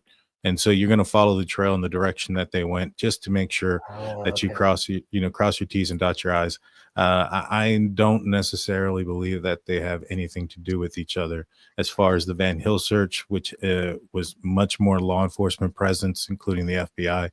And from what I understand now, I don't know how true this is, but it sounds like the search on Van Hill Road was started with a FBI tip. Now, I've heard that. I don't know how true that is. Yeah. But if that be the case, to me, like, again, going out there with cadaver dogs and stuff like that, you're making sure that she didn't continue walking in the direction that those footprints were, and that she didn't wander off. Those possibilities are still there. And so you need to cross your T's and dot your I's. I personally, at this point, but if there is some sort of connection there between that property and the persons that own Van Hill, then you might have something. Yes. So Dan, you're hitting on. I'm fascinated by your comments here because you're confirming in a way your knowledge of how law enforcement would go from footprints, the direction of the footprints. In your opinion, they're going in the direction of the footprints, right? In this search, I would agree. Yeah. So they're crossing their T's, they're dotting their I's, they're going to the footprints. They didn't find anything. And your last comment really intrigues me because it's unless there's a connection to one of the properties on either Bell Road or Fields Road to the Hill property that was recently searched, that's the only way you would connect the two searches, right? The path of the investigation. Yeah, I would, if there's no connection there like that, I would assume that this was solely to rule out her wandering off as a possibility. Not necessarily rule out, but like make sure that that didn't happen. And if she did, if she got that far, if they could find something. Okay. That's interesting. That is really interesting. Because there are a lot of properties in that area, and there's a lot of, let's say, relationship, family connections to all of these areas. If you go through Bell Road and Fields Road, and then you look at the hill property, there are relationships. There are people connected, and there's a lot of them. So it's hard to know if this. Do you think that if it is connected? I have 1645. Let me play the rest, and then we'll field down here where you see this orange guy. And we found this. Actually, Ziggy on her live found this article, I think, that shows these pictures from the same time period. This is February 28th, so a few days, February 28th to March 2. They were searching throughout the whole area, and I completely recognize this right here because of this concrete structure that we passed that when we were driving on Fields Road. This right here is the field Jen was pointing across to the barn that she wanted to check out. So I was able to identify, we were definitely at Fields Road. We were definitely at this field that the TBI had been searching at least in early 2022. Okay, yeah, so it was just me confirming this is definitely Fields Road. And now we're getting into the area that I don't know. There are properties here of relationships of families that own properties out in this area who are connected to the hill property. They're just relatives. Do you think that's relevant, Dan? If there are connections, do you think this could have been like an initial hiding spot before this last move? Well, I'll say this one interesting aspect of it. If they are somewhat loosely related to the folks that had, or somehow related to the folks that had the Van Hill Road search, we know based off of comments from certain folks that they purchased a red truck from the owner of the property, and that TBI went and searched that truck a while ago. And so could it have been a part of that aspect? Could it have been part of that investigation into the red truck? Because it sounds like if they looked at the red truck and that red truck belonged to Paul Hill, who was the owner of the property on Van Hill Drive. So they must have had some sort of information in the very beginning that pointed in that direction. And then for them to come back to it years later and search, if there's a connection there between Paul Hill and that property, maybe. I mean, it increases the possibility quite a bit, in my opinion, because that tells us that law enforcement was aware of something, maybe not something enough to prove anything, but they had something that pointed in the direction. And then 5 years later, they go out and search that property. Yeah. Maybe it's not impossible. I'll put it that way. I don't think it's out of the realm of possibility. And the thing is that I agree with you 100%. And I think that connection could help educate someone who doesn't have input into what law enforcement knows, if there's family connections. Then there's the other search that I think I mentioned on our last live. One more search before the Van Hill search was the base of the driveway. And I actually have the family, the Wells family, published a Facebook post, I think it was. Facebook post of the search at the base of the house. And again, this is just trying to guess what law enforcement knows based on where they're searching throughout the years, where they're headed. And here's another interesting search. Was this one right here? Ryan, before you do that, can I add two things to what Yeah, Dan was please talking do. about Absolutely. earlier? Yep. Okay, and he said about, and this will help people understand, and he was saying about probable cause and all that stuff. So what, in my mind, is I would assume, I don't know that they did it, but they probably ran a cadaver dog around that pickup truck for an indication to lock in probable cause warrant. So I don't see how they would do it otherwise. So they're not going to tell us everything. So if the dog had an alert, or if they're not going to get a warrant on interest, they'll have to get it on an alert for their probable cause. Now back to the excavation part. I agree with what Dan said. There's a lot more going on without going into specific detail here. The excavation part of it was, I guess, I don't want to say a facade, but that's what they need people to see. But there's a whole bunch of stuff also going on in the background that they're going to pay very close attention to now that the excavation was happening. There's going to be a huge attention to certain things, and I'm not going to get into it on the internet. Oh well, we've got to at some. So toward the end of this, we're going to talk about the Van Hill search. I would love your insights, though. I know you don't want to give away trade secrets. I understand that. But it's something I think we should talk about as much as you're willing to. Before we get there, though, the Van Hill search, because I know that's the latest, biggest news. There was this additional before the Van Hill search, and this was the same year. This is 2025, and I think this is tied in, Dan, with. I really feel I've heard rumors that TBI put new eyes on the case, and we've had a dead period of a few years, and all of a sudden, this happened where they're Don Wells, the family Facebook page, they said, "We'd like to thank TBI for calling us and asking if they could come look over the road below our house. Thank you for not forgetting our daughter, Sun Moon Utah Wells." July 3 of this year. It's like they're going back, isn't it? That's one of the things that I said when we found out that they had looked at the truck beforehand.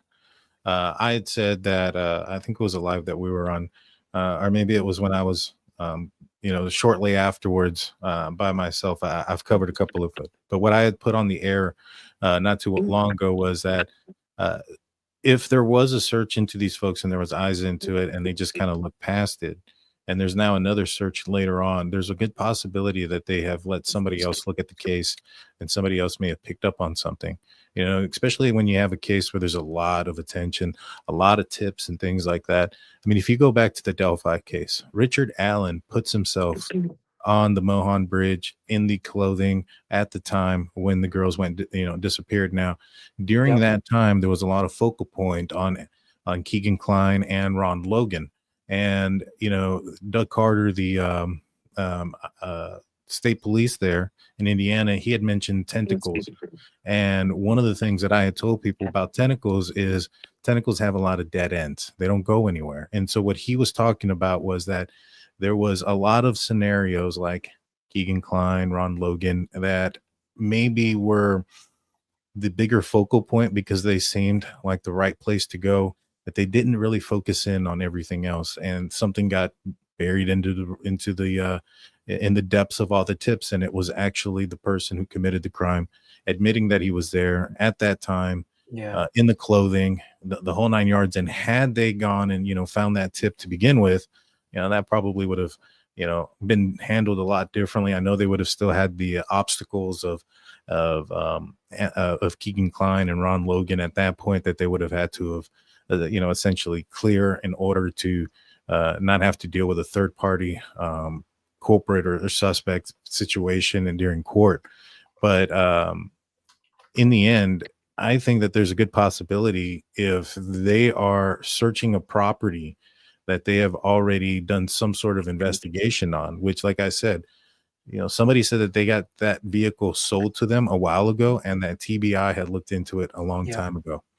That being the case, I think somebody may have re-looked into something and maybe caught up something, maybe got, picked up a statement, maybe somebody said something that was small then, but given the evidence now makes a bigger difference. And that's what may have reignited that search out there.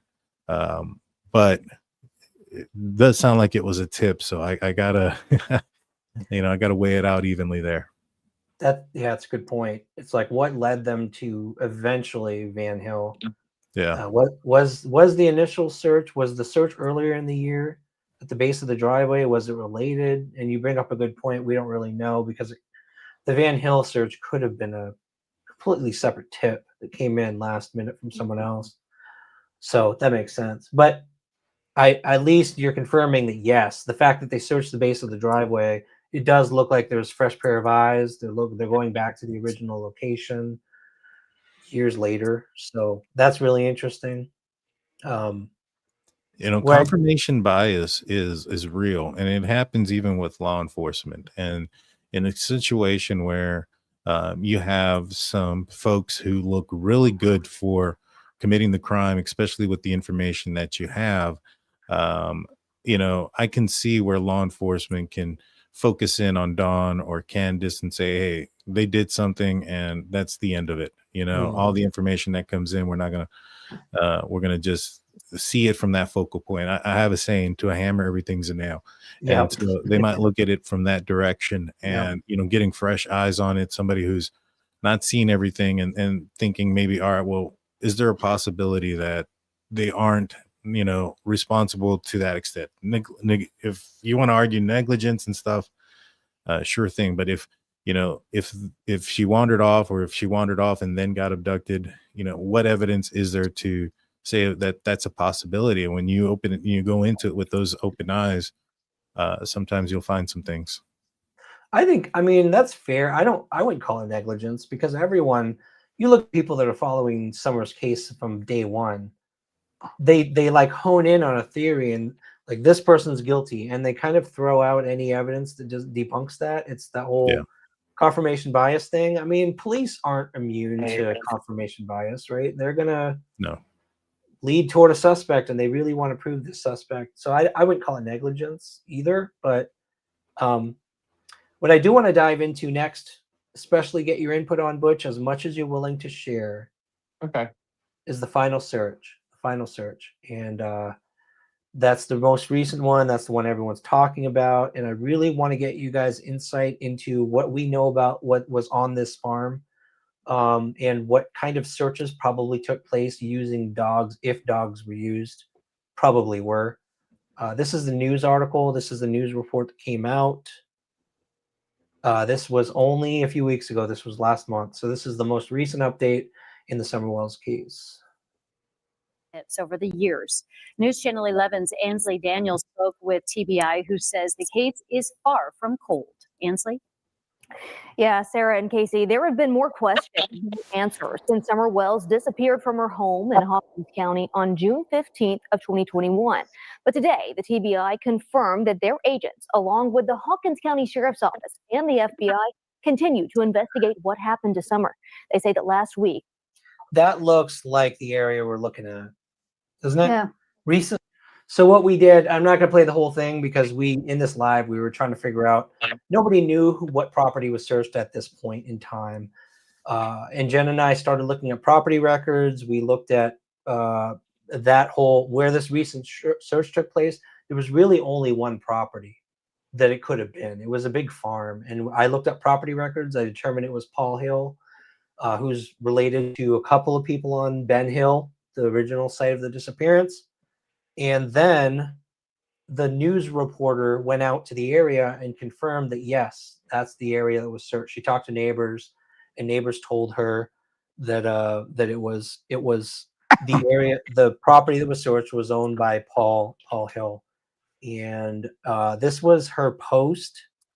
Just real quick. It's going to show the property here, if I can find it. Confirmation from our latest.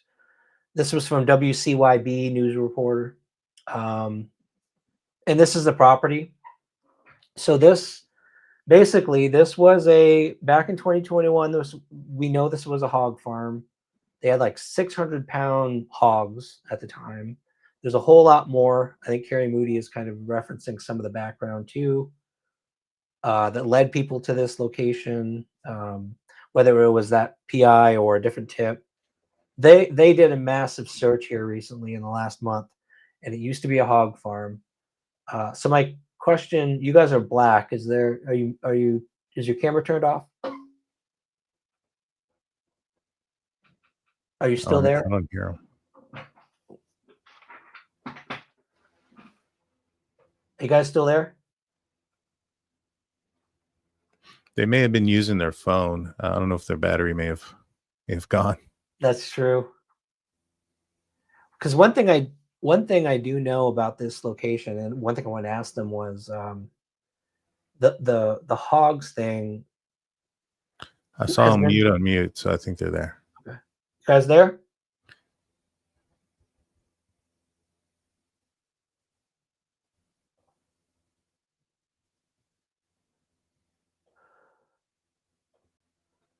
I know they live in an area that has really bad cell reception, but they were on Wi-Fi.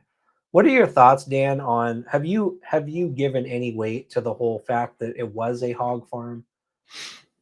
I mean, the fact that it was a hog farm, and I think there's been a lot of speculation whether or not somebody may have used hogs to dispose of the body. You know, I wonder if that's like, folklore, if that's something that's commonly known in those areas. And if so, if that be the case, I wouldn't be surprised if somebody from that area who is familiar with hog farms would have tried to utilize one to dispose of the remains. I mean, we got to think about the situation. Again, this is probably a crime of opportunity. This isn't something that, in my opinion, somebody planned out, stalked Summer and kidnapped her and had all this planned out. So there's probably a lot of immense stress, panic, and anxiety immediately after the incident that occurs. You've committed a crime, law enforcement, so now you got to dispose of the body as fast, as quickly as possible. You don't have time to lollygag, because at the end of the day, law enforcement or search team and everything else in between is going to be out there looking for her. She's going to be discovered as missing. People are going to try to find her, and people are going to start looking in that area. So if this person had access to the hog farm and was aware of that being a valuable way of disposing of a body, then I think it speaks volumes to the desperation that somebody may have gone to try to eliminate the situation. And so, it's not like, they may not have had time to go and get, certain things like,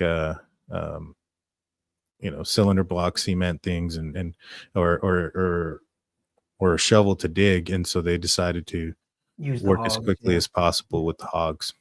Yeah, the biggest, and I'm telling you, I'm going to be thinking about what you said earlier a lot tonight, because I have been changing my theory based on this latest search and what we talked about earlier with the footprints, the path of it, and what you just said earlier is what I've been thinking, and I'm glad it helps me to get your confirmation that if there's a connection between that Bell Road, Fields Road search area and this new property, I'm going down the road. I'll be honest with everyone. She was hidden initially outside the search range. It was like a 5-mile radius that they searched, and then they were almost like chasing the culprit. Somebody tried to hide her in an area outside the initial search zone, and they found the footprints of the person trying to hide her. And then they searched the Fields Road area like 6 months later. But I think it was too late. I think they moved her by that point. And the question is, did they move her? Did they hide her there? Did they move her? And what was the transition of where she was hidden? Was there another place? And we know there's this new search. And then how does the search at the base of the driveway fit in? You know what I mean? Was there something happened at the base of the driveway? How did the footprints? And I'm going to give another shout out to Michelle After Dark. I think she's right. You can't cherry pick. The footprints have to play into any theory we come up with, because I do think the footprints were legit. So if we take the footprints as legit, then that would tell us someone went from Ben Hill Road through the gap to Bell and Fields Road area. We know they searched there. And that's where the trail ends until we see the search on this Hill family property. How far is that walk from like, for instance, the trail started at Fred's house to where the Bell property is? So I took a drive with Andy Bernard, who's a neighbor over there. And when we were driving, you can see the video, I published it, and he literally said, he calls it splitting the gap. You go behind Gorley's, you split the gap. In like 8 minutes, you can get to Bell Road, and Bell Road's connected to Fields Road. So you're talking maybe 8 to 15 minutes to get through there. Yep. But that's through it with a vehicle, right? No, that's walking, man. Walking. That's walking. That's how quick you can get across to Bell and Fields Road, which is leaning me heavily towards she was hidden outside the search zone in the Fields Road area. And then I don't know what happened after that. I don't know what happened to her from Fields Road to where they've just recently searched. It's fascinating, but I don't know. But I do think that she was moved. I do think she was moved at least once, if not several times, based on all of this information. I mean, it's possible. I struggle again with like the decision, which again, just because there's a smarter way of doing things, criminals are stupid. they don't always do the smartest thing, right? Obviously. And so I understand that, just because there's a smarter way of doing something doesn't necessarily mean that somebody didn't do something stupid. But my struggle with it is like, if you're putting yourself in the position of the offender in this scenario, are we assuming that if she's walking, then it wasn't an accident, then this was probably a sexually motivated crime, the abduction? Oh man, I don't know. Can you make that assumption? I still feel like there's a possibility she was injured and they were carrying her, but that doesn't mean that's the correct theory. It could have been that she was abducted for that purpose that you're talking about. And then after the fact, maybe also she was injured and they needed to get rid of the evidence. I don't think what we know now can prove either way, honestly. But if either of those scenarios are true and they cause some sort of injury, and all they found was footprints, they didn't find a drop of blood or anything else. And so it's interesting. To me, if I were to look at, for instance, somebody like Fred Hill, not necessarily Fred Hill, but someone like Fred Hill, he knows where the cameras are. There's some tree trimmers up in the front and he's aware of them.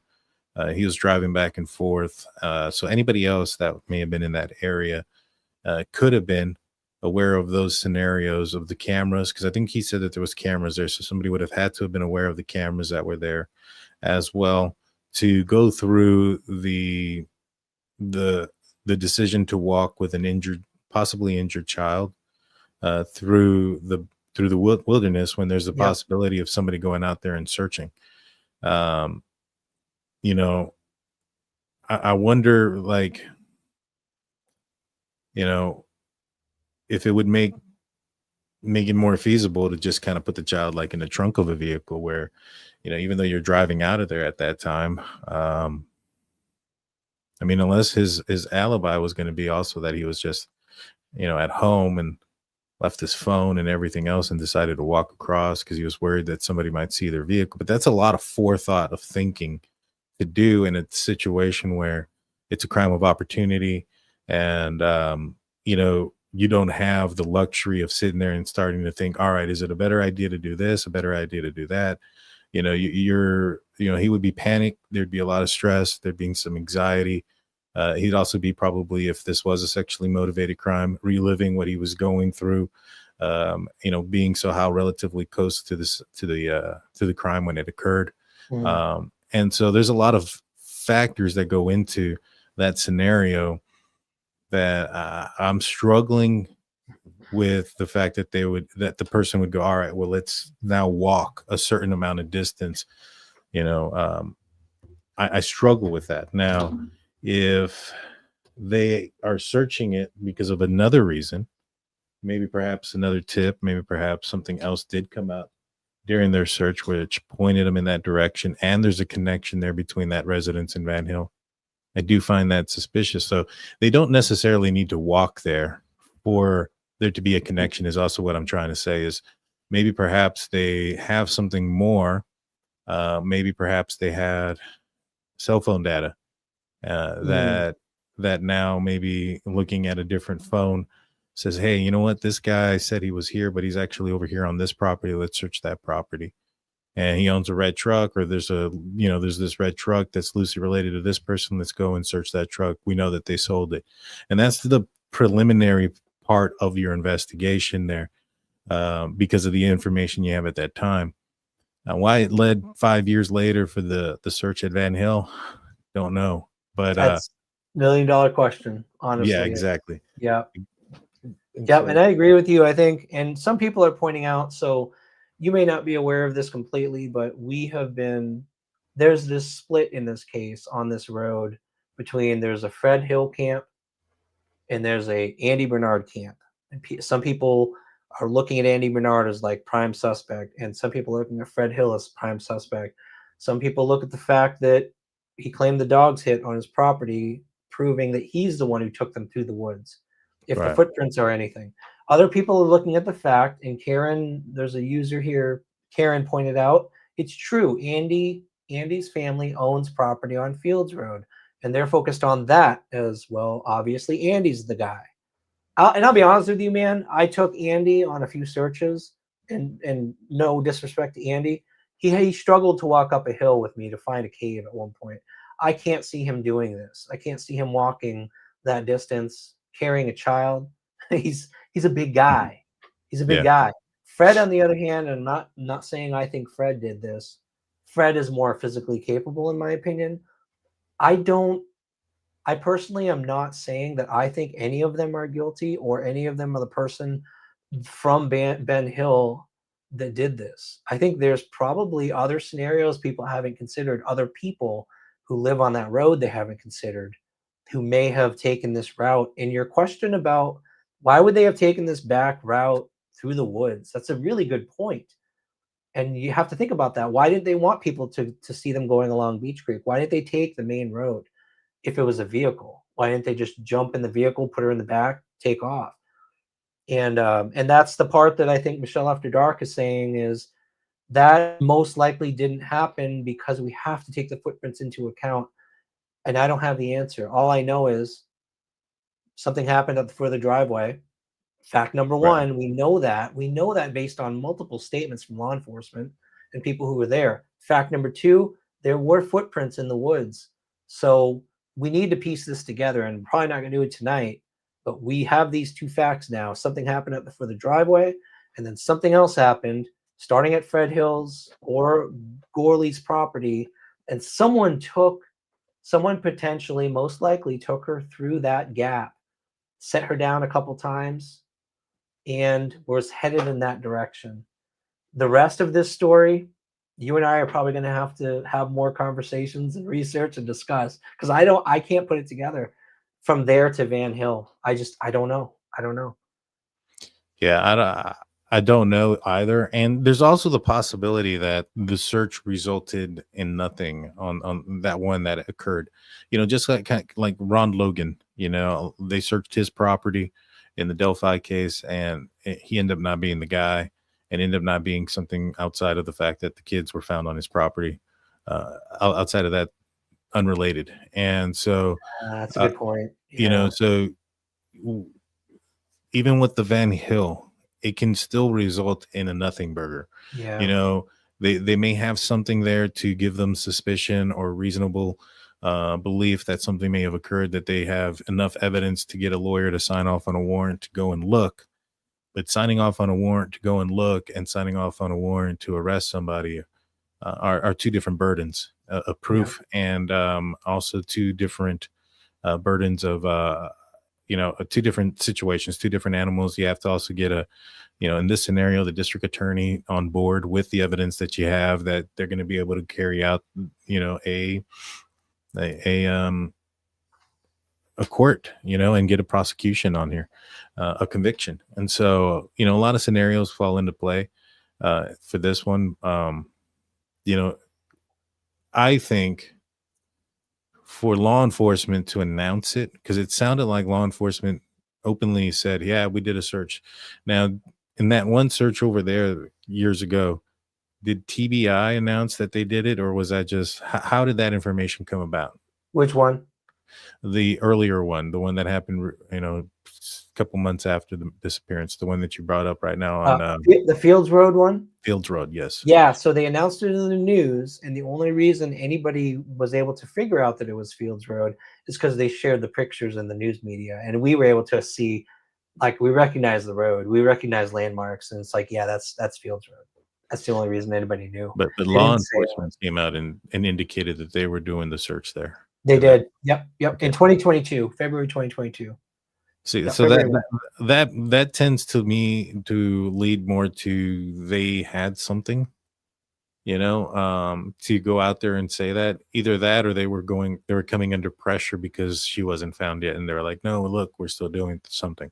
Yeah. It's probably one of those two situations, whether if they're coming out to the media to say those things, and that's to say they may have found something, which we look at the result there, nothing happened for several years. It may lead to it was not anything significant, and something not significant today doesn't mean that it won't be significant later with more information and more evidence. With the right amount of information, something can change. Just a quick shout out. So Chill Billy's my buddy locally, and he's saying you're using way too much common sense for YouTube, just so you know. Yeah, that's the name of my game. It's try to use common sense. So I will say real quick, like I said earlier, we were at a tree ceremony for missing people in Kingsport. The family of Summer Wells, the parents of Summer Wells, showed up. And it was the first time I had an opportunity to talk to Don Wells. I was at some past events where we were nervous about approaching him because he seemed upset and angry, and I didn't want to bother him, and I didn't know if he was mad at us for covering her case. Today, he walked up to me and he said, "Hey, Ryan," shook my hand. We talked for about 30 to 40 minutes, and he has said to me, this is the only family of any case we've covered we have not been able to talk to because of all the drama, and it's just been, we didn't know. Everyone suspects them. And he has said, we're welcome to go on their property. We're welcome to go talk to them anytime. And I want to make it clear to everyone here tonight, people have asked us often, do the Wells let us search? Do the Wells talk to us? And I've always had to say no, that they've just avoided us. And we have an opportunity to actually talk to them. And I think the approach we're going to take, I'm just going to put this out so everyone knows, is we are not going to, a lot of other channels use the Wells for clicks and views. And we don't believe in doing that with families of the missing. So anytime we talk to the Wells, it's going to be off camera, off record.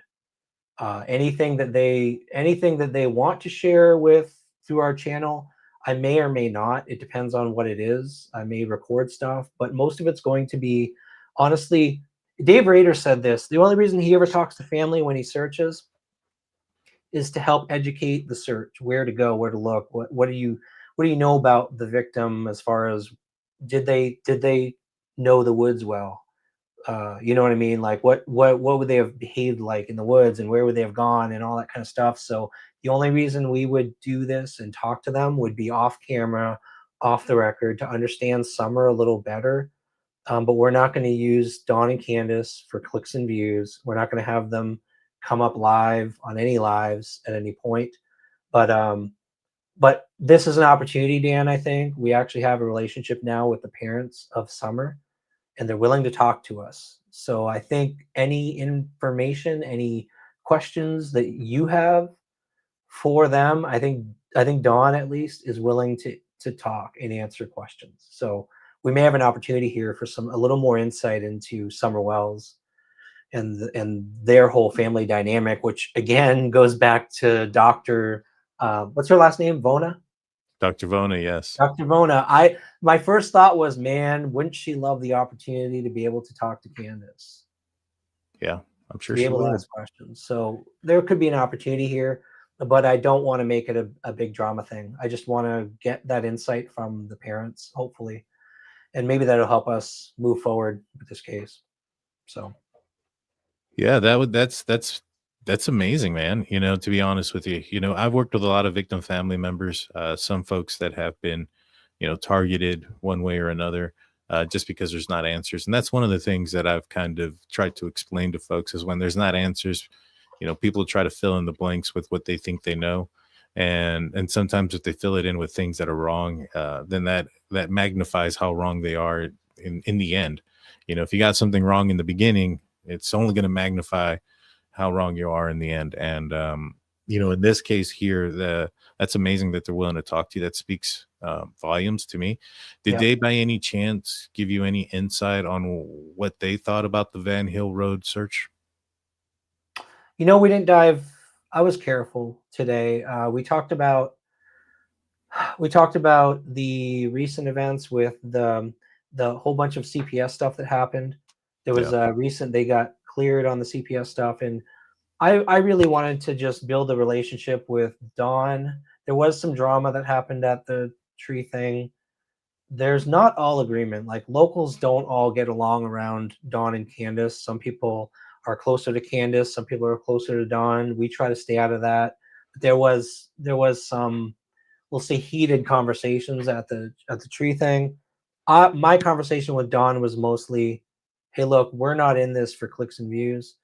I want to talk. I just want to understand directly. I hear everything about Dawn and Candace through third parties, through other people. And I read people in person better than anything else. And I'd like to just be able to sit down with them, have a conversation, and just not a on camera conversation where he needs to feel like what he says is controlled and based on what needs to go out publicly. Just, I want to be able to see what he feels and Candace feels off camera. And that, as you know, I mean, I'm sure when you're questioning people, parents of a missing person, it's much better if they know that it's not going to be released out there to the public. It's private, right? They're going to tell more, I'm assuming.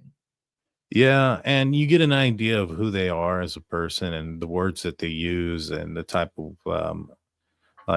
things that maybe perhaps people look at. Like, for instance, I talked to Daniel Martell, the stepfather for Jack and Lilly, and a lot of people question, like, in his interviews, because he says the word right a lot. And you know, and when we've done our interviews and stuff, it'll be like, yeah, so you know, this happened, right, and people are like, oh, he's trying to control the narrative.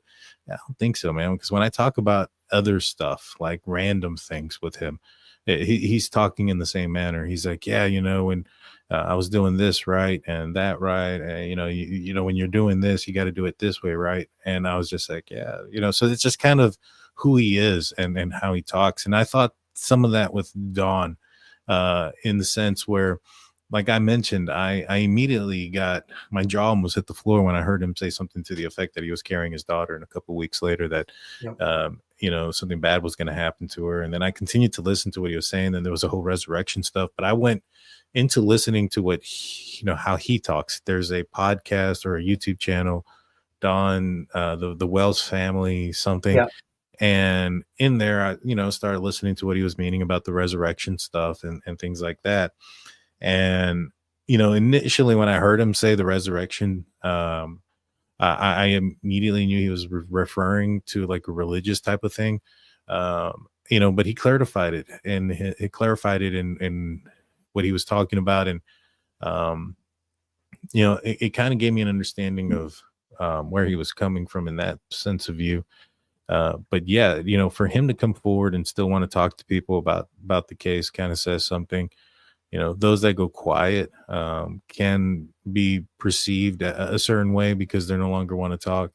Although, and I think I mentioned this to you before when I very first started talking about this, and I didn't know hardly anything about it. I said, if somebody gets off the interwebs, like maybe Candace and Don, it could be, oh no, it's because of the comment, that the fact that they didn't want to comment. And I said, it could be because they were on the internet and it didn't work out for them very well. Yes. And they have had an improvement in their life being off the internet, Yeah. and they would prefer it that way Yeah. at this point. Yeah. Well, it's what you just said earlier. Like, you recognized people you talk to who people automatically assume they're guilty. You recognize personality traits.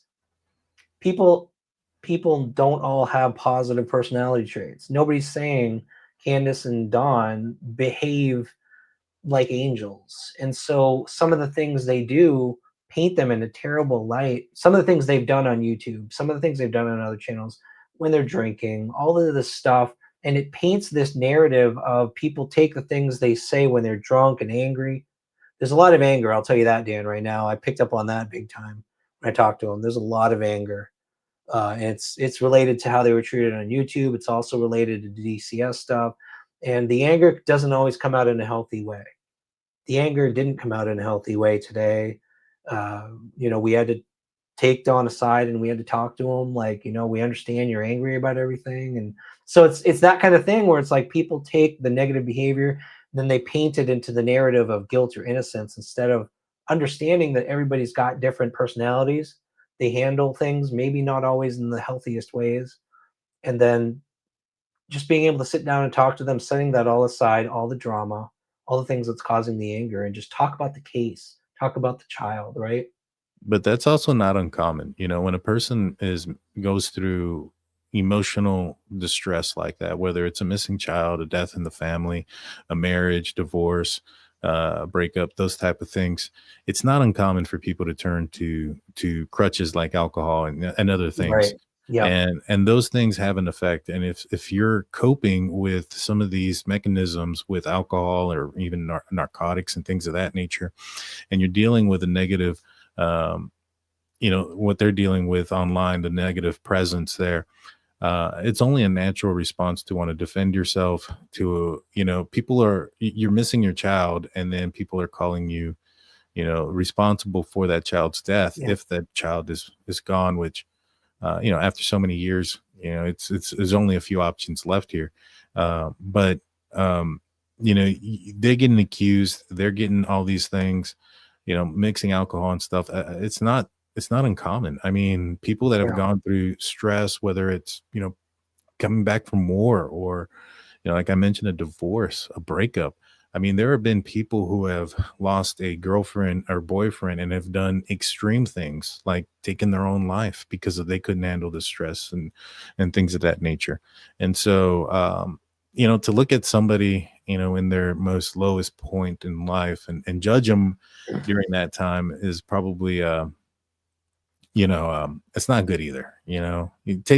That's why with me, I look at things like evidentiary and I try to just follow the evidence, because if not, I don't ever want to create a victim out of a tragedy, even more so. You know what I'm saying? 100%. Yep. And a lot of people do that here. And one of the things that bothers me the most is like when I hear somebody say, well, their actions, because they were sad or they were depressed and they picked up the bottle or whatever. Well, they asked it for themselves. They brought it upon themselves. To me, when somebody says that somebody is, that they're pointing in their direction, and that even go to the extent of saying, well, even if they're innocent, I'm still going to say these things because they brought it upon themselves. That is no different than a person who assaults a woman and then say, well, she shouldn't have been wearing that. Or an abuser hitting a woman and saying, well, she shouldn't have talked back. There's no difference there between those type of thinking and that mindset. And so, I just hope that people put themselves in that scenario, because people make mistakes, people, and this is a big one. If their kids went missing, I mean, I understand that, but how many times, and I'm talking to the parents out here, but how many times have you gone to a store and then, you just turn around and for the brief moment your kid goes missing and you have that moment of panic and things like that, or you have to run around the store to find them and it takes 10 minutes in that 10 minutes, if they ran into the wrong person at the right time, that story could have changed completely different. Yep. And then how would people look at you because you didn't have your eyes on your child for 24/7? Now, again, Yeah. again, I'm not saying that that's the case here with Candace and Dawn. I'm not there yet. I don't know what happened. I don't know, that Candace didn't do something nefarious. But Right. if it ends up coming out that way, that she didn't do anything, and if they found something at this Van Hill residence and somebody else gets arrested, I'm just curious about those that really looked at them and were the hardest towards them. If they're going to change their tune, or if they're going to come out saying, well, they did it to themselves. They put it out there. They drank, they did this, they did that. And if that's the case, and if that's the stuff that they put out in that moment, then that kind of tells you a little bit about their character too. You know what I'm saying? That's true. I mean, you got to change your beliefs based on the evidence. I agree 100%. I'm going to, my bladder is killing me, so I'm just going to tell you, I got to close up pretty quick. Thank you, Lisa Mave, for the $2 donation. Appreciate that. Thank you so much. I did want to make a couple comments real quick. Yes, we knew about the land transfer to Fields Road Trust by not Andy's parents. That is the relationship I was talking about with family. Something that we're considering. Still open to the possibility. We don't take sides. We don't say Andy or Fred are innocent or guilty 100%. The evidence should drive where you go. So yes, that's important based on recent evidence. We're taking that into account. Someone said maybe Don saw he could fool Ryan like he has others. Maybe. But I do know, if you guys have been with our channel for a long time, we're very similar to the way that Dan described. And that's why I love Dan's audience too, because we take the same approach. You can't really fool someone who uses evidence. If you tell them information, someone who uses evidence is going to check that information. You don't just believe something someone tells you. So does he think he can fool us? I think if he's been watching our channel, he knows it's probably not the case. That's why we're not doing this to go live with him on YouTube every night and show him drunk or saying all kinds of crazy stuff. We would love to talk to them, just like we talk to other victims, families, other family members. They're the only family we've never been able to actually talk to get information about the missing person. And it's nice to be able to close that loop with the final family, the final case we've taken on with Summer Wells. We can actually communicate with the family now, which is fantastic. So I don't know. Does he think it could fool us? Maybe, but that's not how it works on our channel. It's not how it works on Don's channel. So we're just going to take information that we get and work with that and try to cover this case. And I want to tell you, Dan, I'm serious. Like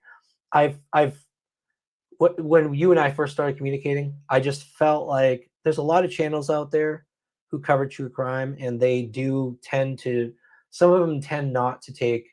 They'll take certain evidence and no disrespect to Michelle, but like some evidence that she'll take as like, for example, Fred saying that a dog hit on his property, or even public Facebook posts. Some channels are a little more discerning of the evidence they'll take in before they say something is true. And what I liked about your channel, and I watched a bunch of your videos, is that you're very much like, okay, is this true? Let's look at the evidence, and enough pieces of evidence, multiple sources, anything, law enforcement saying something. If it proves it, then you take that and you put that into your truth bucket. So I appreciate that, and I think that's why I really appreciate kind of talking over the case with you. I think we think the same way, so it's been awesome. Appreciate your time here tonight. Any last words for everyone on this case? I just really appreciate you having me on. I want to thank the dog handlers as well for being on earlier. They were a wealth of information. I'd love to do more interviews with them. I've been covering the Jack and Lilly case, and there's some footprints and dogs in that search too that I'd have many of questions for them about that I would love to have you on. I know you covered that case as well, right? Which one? Jack and Lilly Sullivan out of Nova Scotia, Canada. I've been talking to other YouTubers who cover it. Again, we do a lot of local cases. We've started branching out to other cases, and that may be one. We just recently started researching Michael Vaughn, and Jack and Lilly is definitely one we want to start getting into too. So I may need to ask you for help catching up on that case, to be honest with you. Yeah, I'm more than happy to help you out with that, and I'd love to have you again on my channel, also the dog searchers, and maybe some more. Uh, I just love the conversation. I think it's been great, and thank you for having Awesome. me, and thank you guys for watching. You guys are great mods, members, subscribers on both channels. You guys are amazing. You rock. Thank you guys. Yeah, our mods are doing a great job. And I will say one last thing: the Dr. Vona. Uh-huh. I do want to do. I've been collecting clips of interviews with the Wells. I would love to do our next video. I would love to do another one with her to cover those clips. If you're open to it, it can be on your Yeah. channel or mine. I don't mind either way. But if you're open to that, I'd love that to be our next one. Let's do it. I'll talk to her. And I just talked to her last night about going live and stuff like that. So yeah. Awesome. And she's you know, me and her actually, well, we don't disagree on the Jack and Lily case. You know, she thinks that, you know, Daniel is what's the word I'm looking for? There's a lot of red flags there, which I see all the completely. To me, I don't necessarily believe what Daniel tells me. I believe what RCMP has put out there, and they put out an extensive amount of documents without the evidence that's out there. It just so happens that the end result kind of align with what Daniel is saying. And so it's not that I believe Daniel, it's more that I believe what RCMP and what the investigation led, and my understanding of the investigation of what they should have found had there been something there. And so but you know, she'll if she don't agree, she'll tell you. She doesn't just there's nothing interesting about a panel of people agreeing on everything anyway. So you know what, it makes a good conversation, right? exactly. So it'll be great. Yeah, I'll talk to her, and I'll put us all in a 3-way message group, and we'll get going from there. That sounds awesome. Thank you, Dan, so much for your time tonight. Appreciate it. This was a great conversation. Looking forward to our next one. Yes, sir. You have a great night. I'm out. Peace. Talk to you later. All right. Thanks, everyone. This was an amazing conversation. Like I said, I wanted to kind of mention to you all that we are finally connected with the Wells.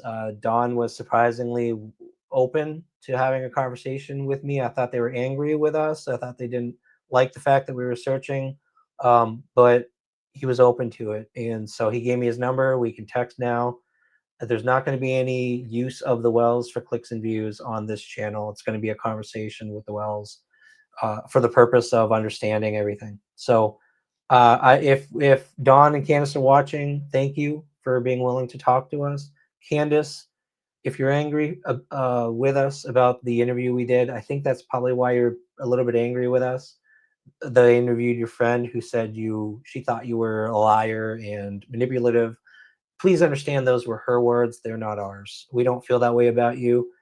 Jennifer loved talking to you today at the tree ceremony. So I want to thank you guys for being open to talking to us. Thank you so much to the mods tonight. You guys were fantastic. We didn't really have a whole lot of trolls, I don't think. This was so informative. I'm sorry we lost the canine, our beautiful canine friends, our canine experts. We love those guys. They're helping us train Moon, and we're going to have them on again, I'm sure, sometime. Love you all. Thank you all for spending time with us tonight. Hopefully you will join us next time. Love you all. Appreciate you all, and have a fantastic weekend. Love you. Bye-bye.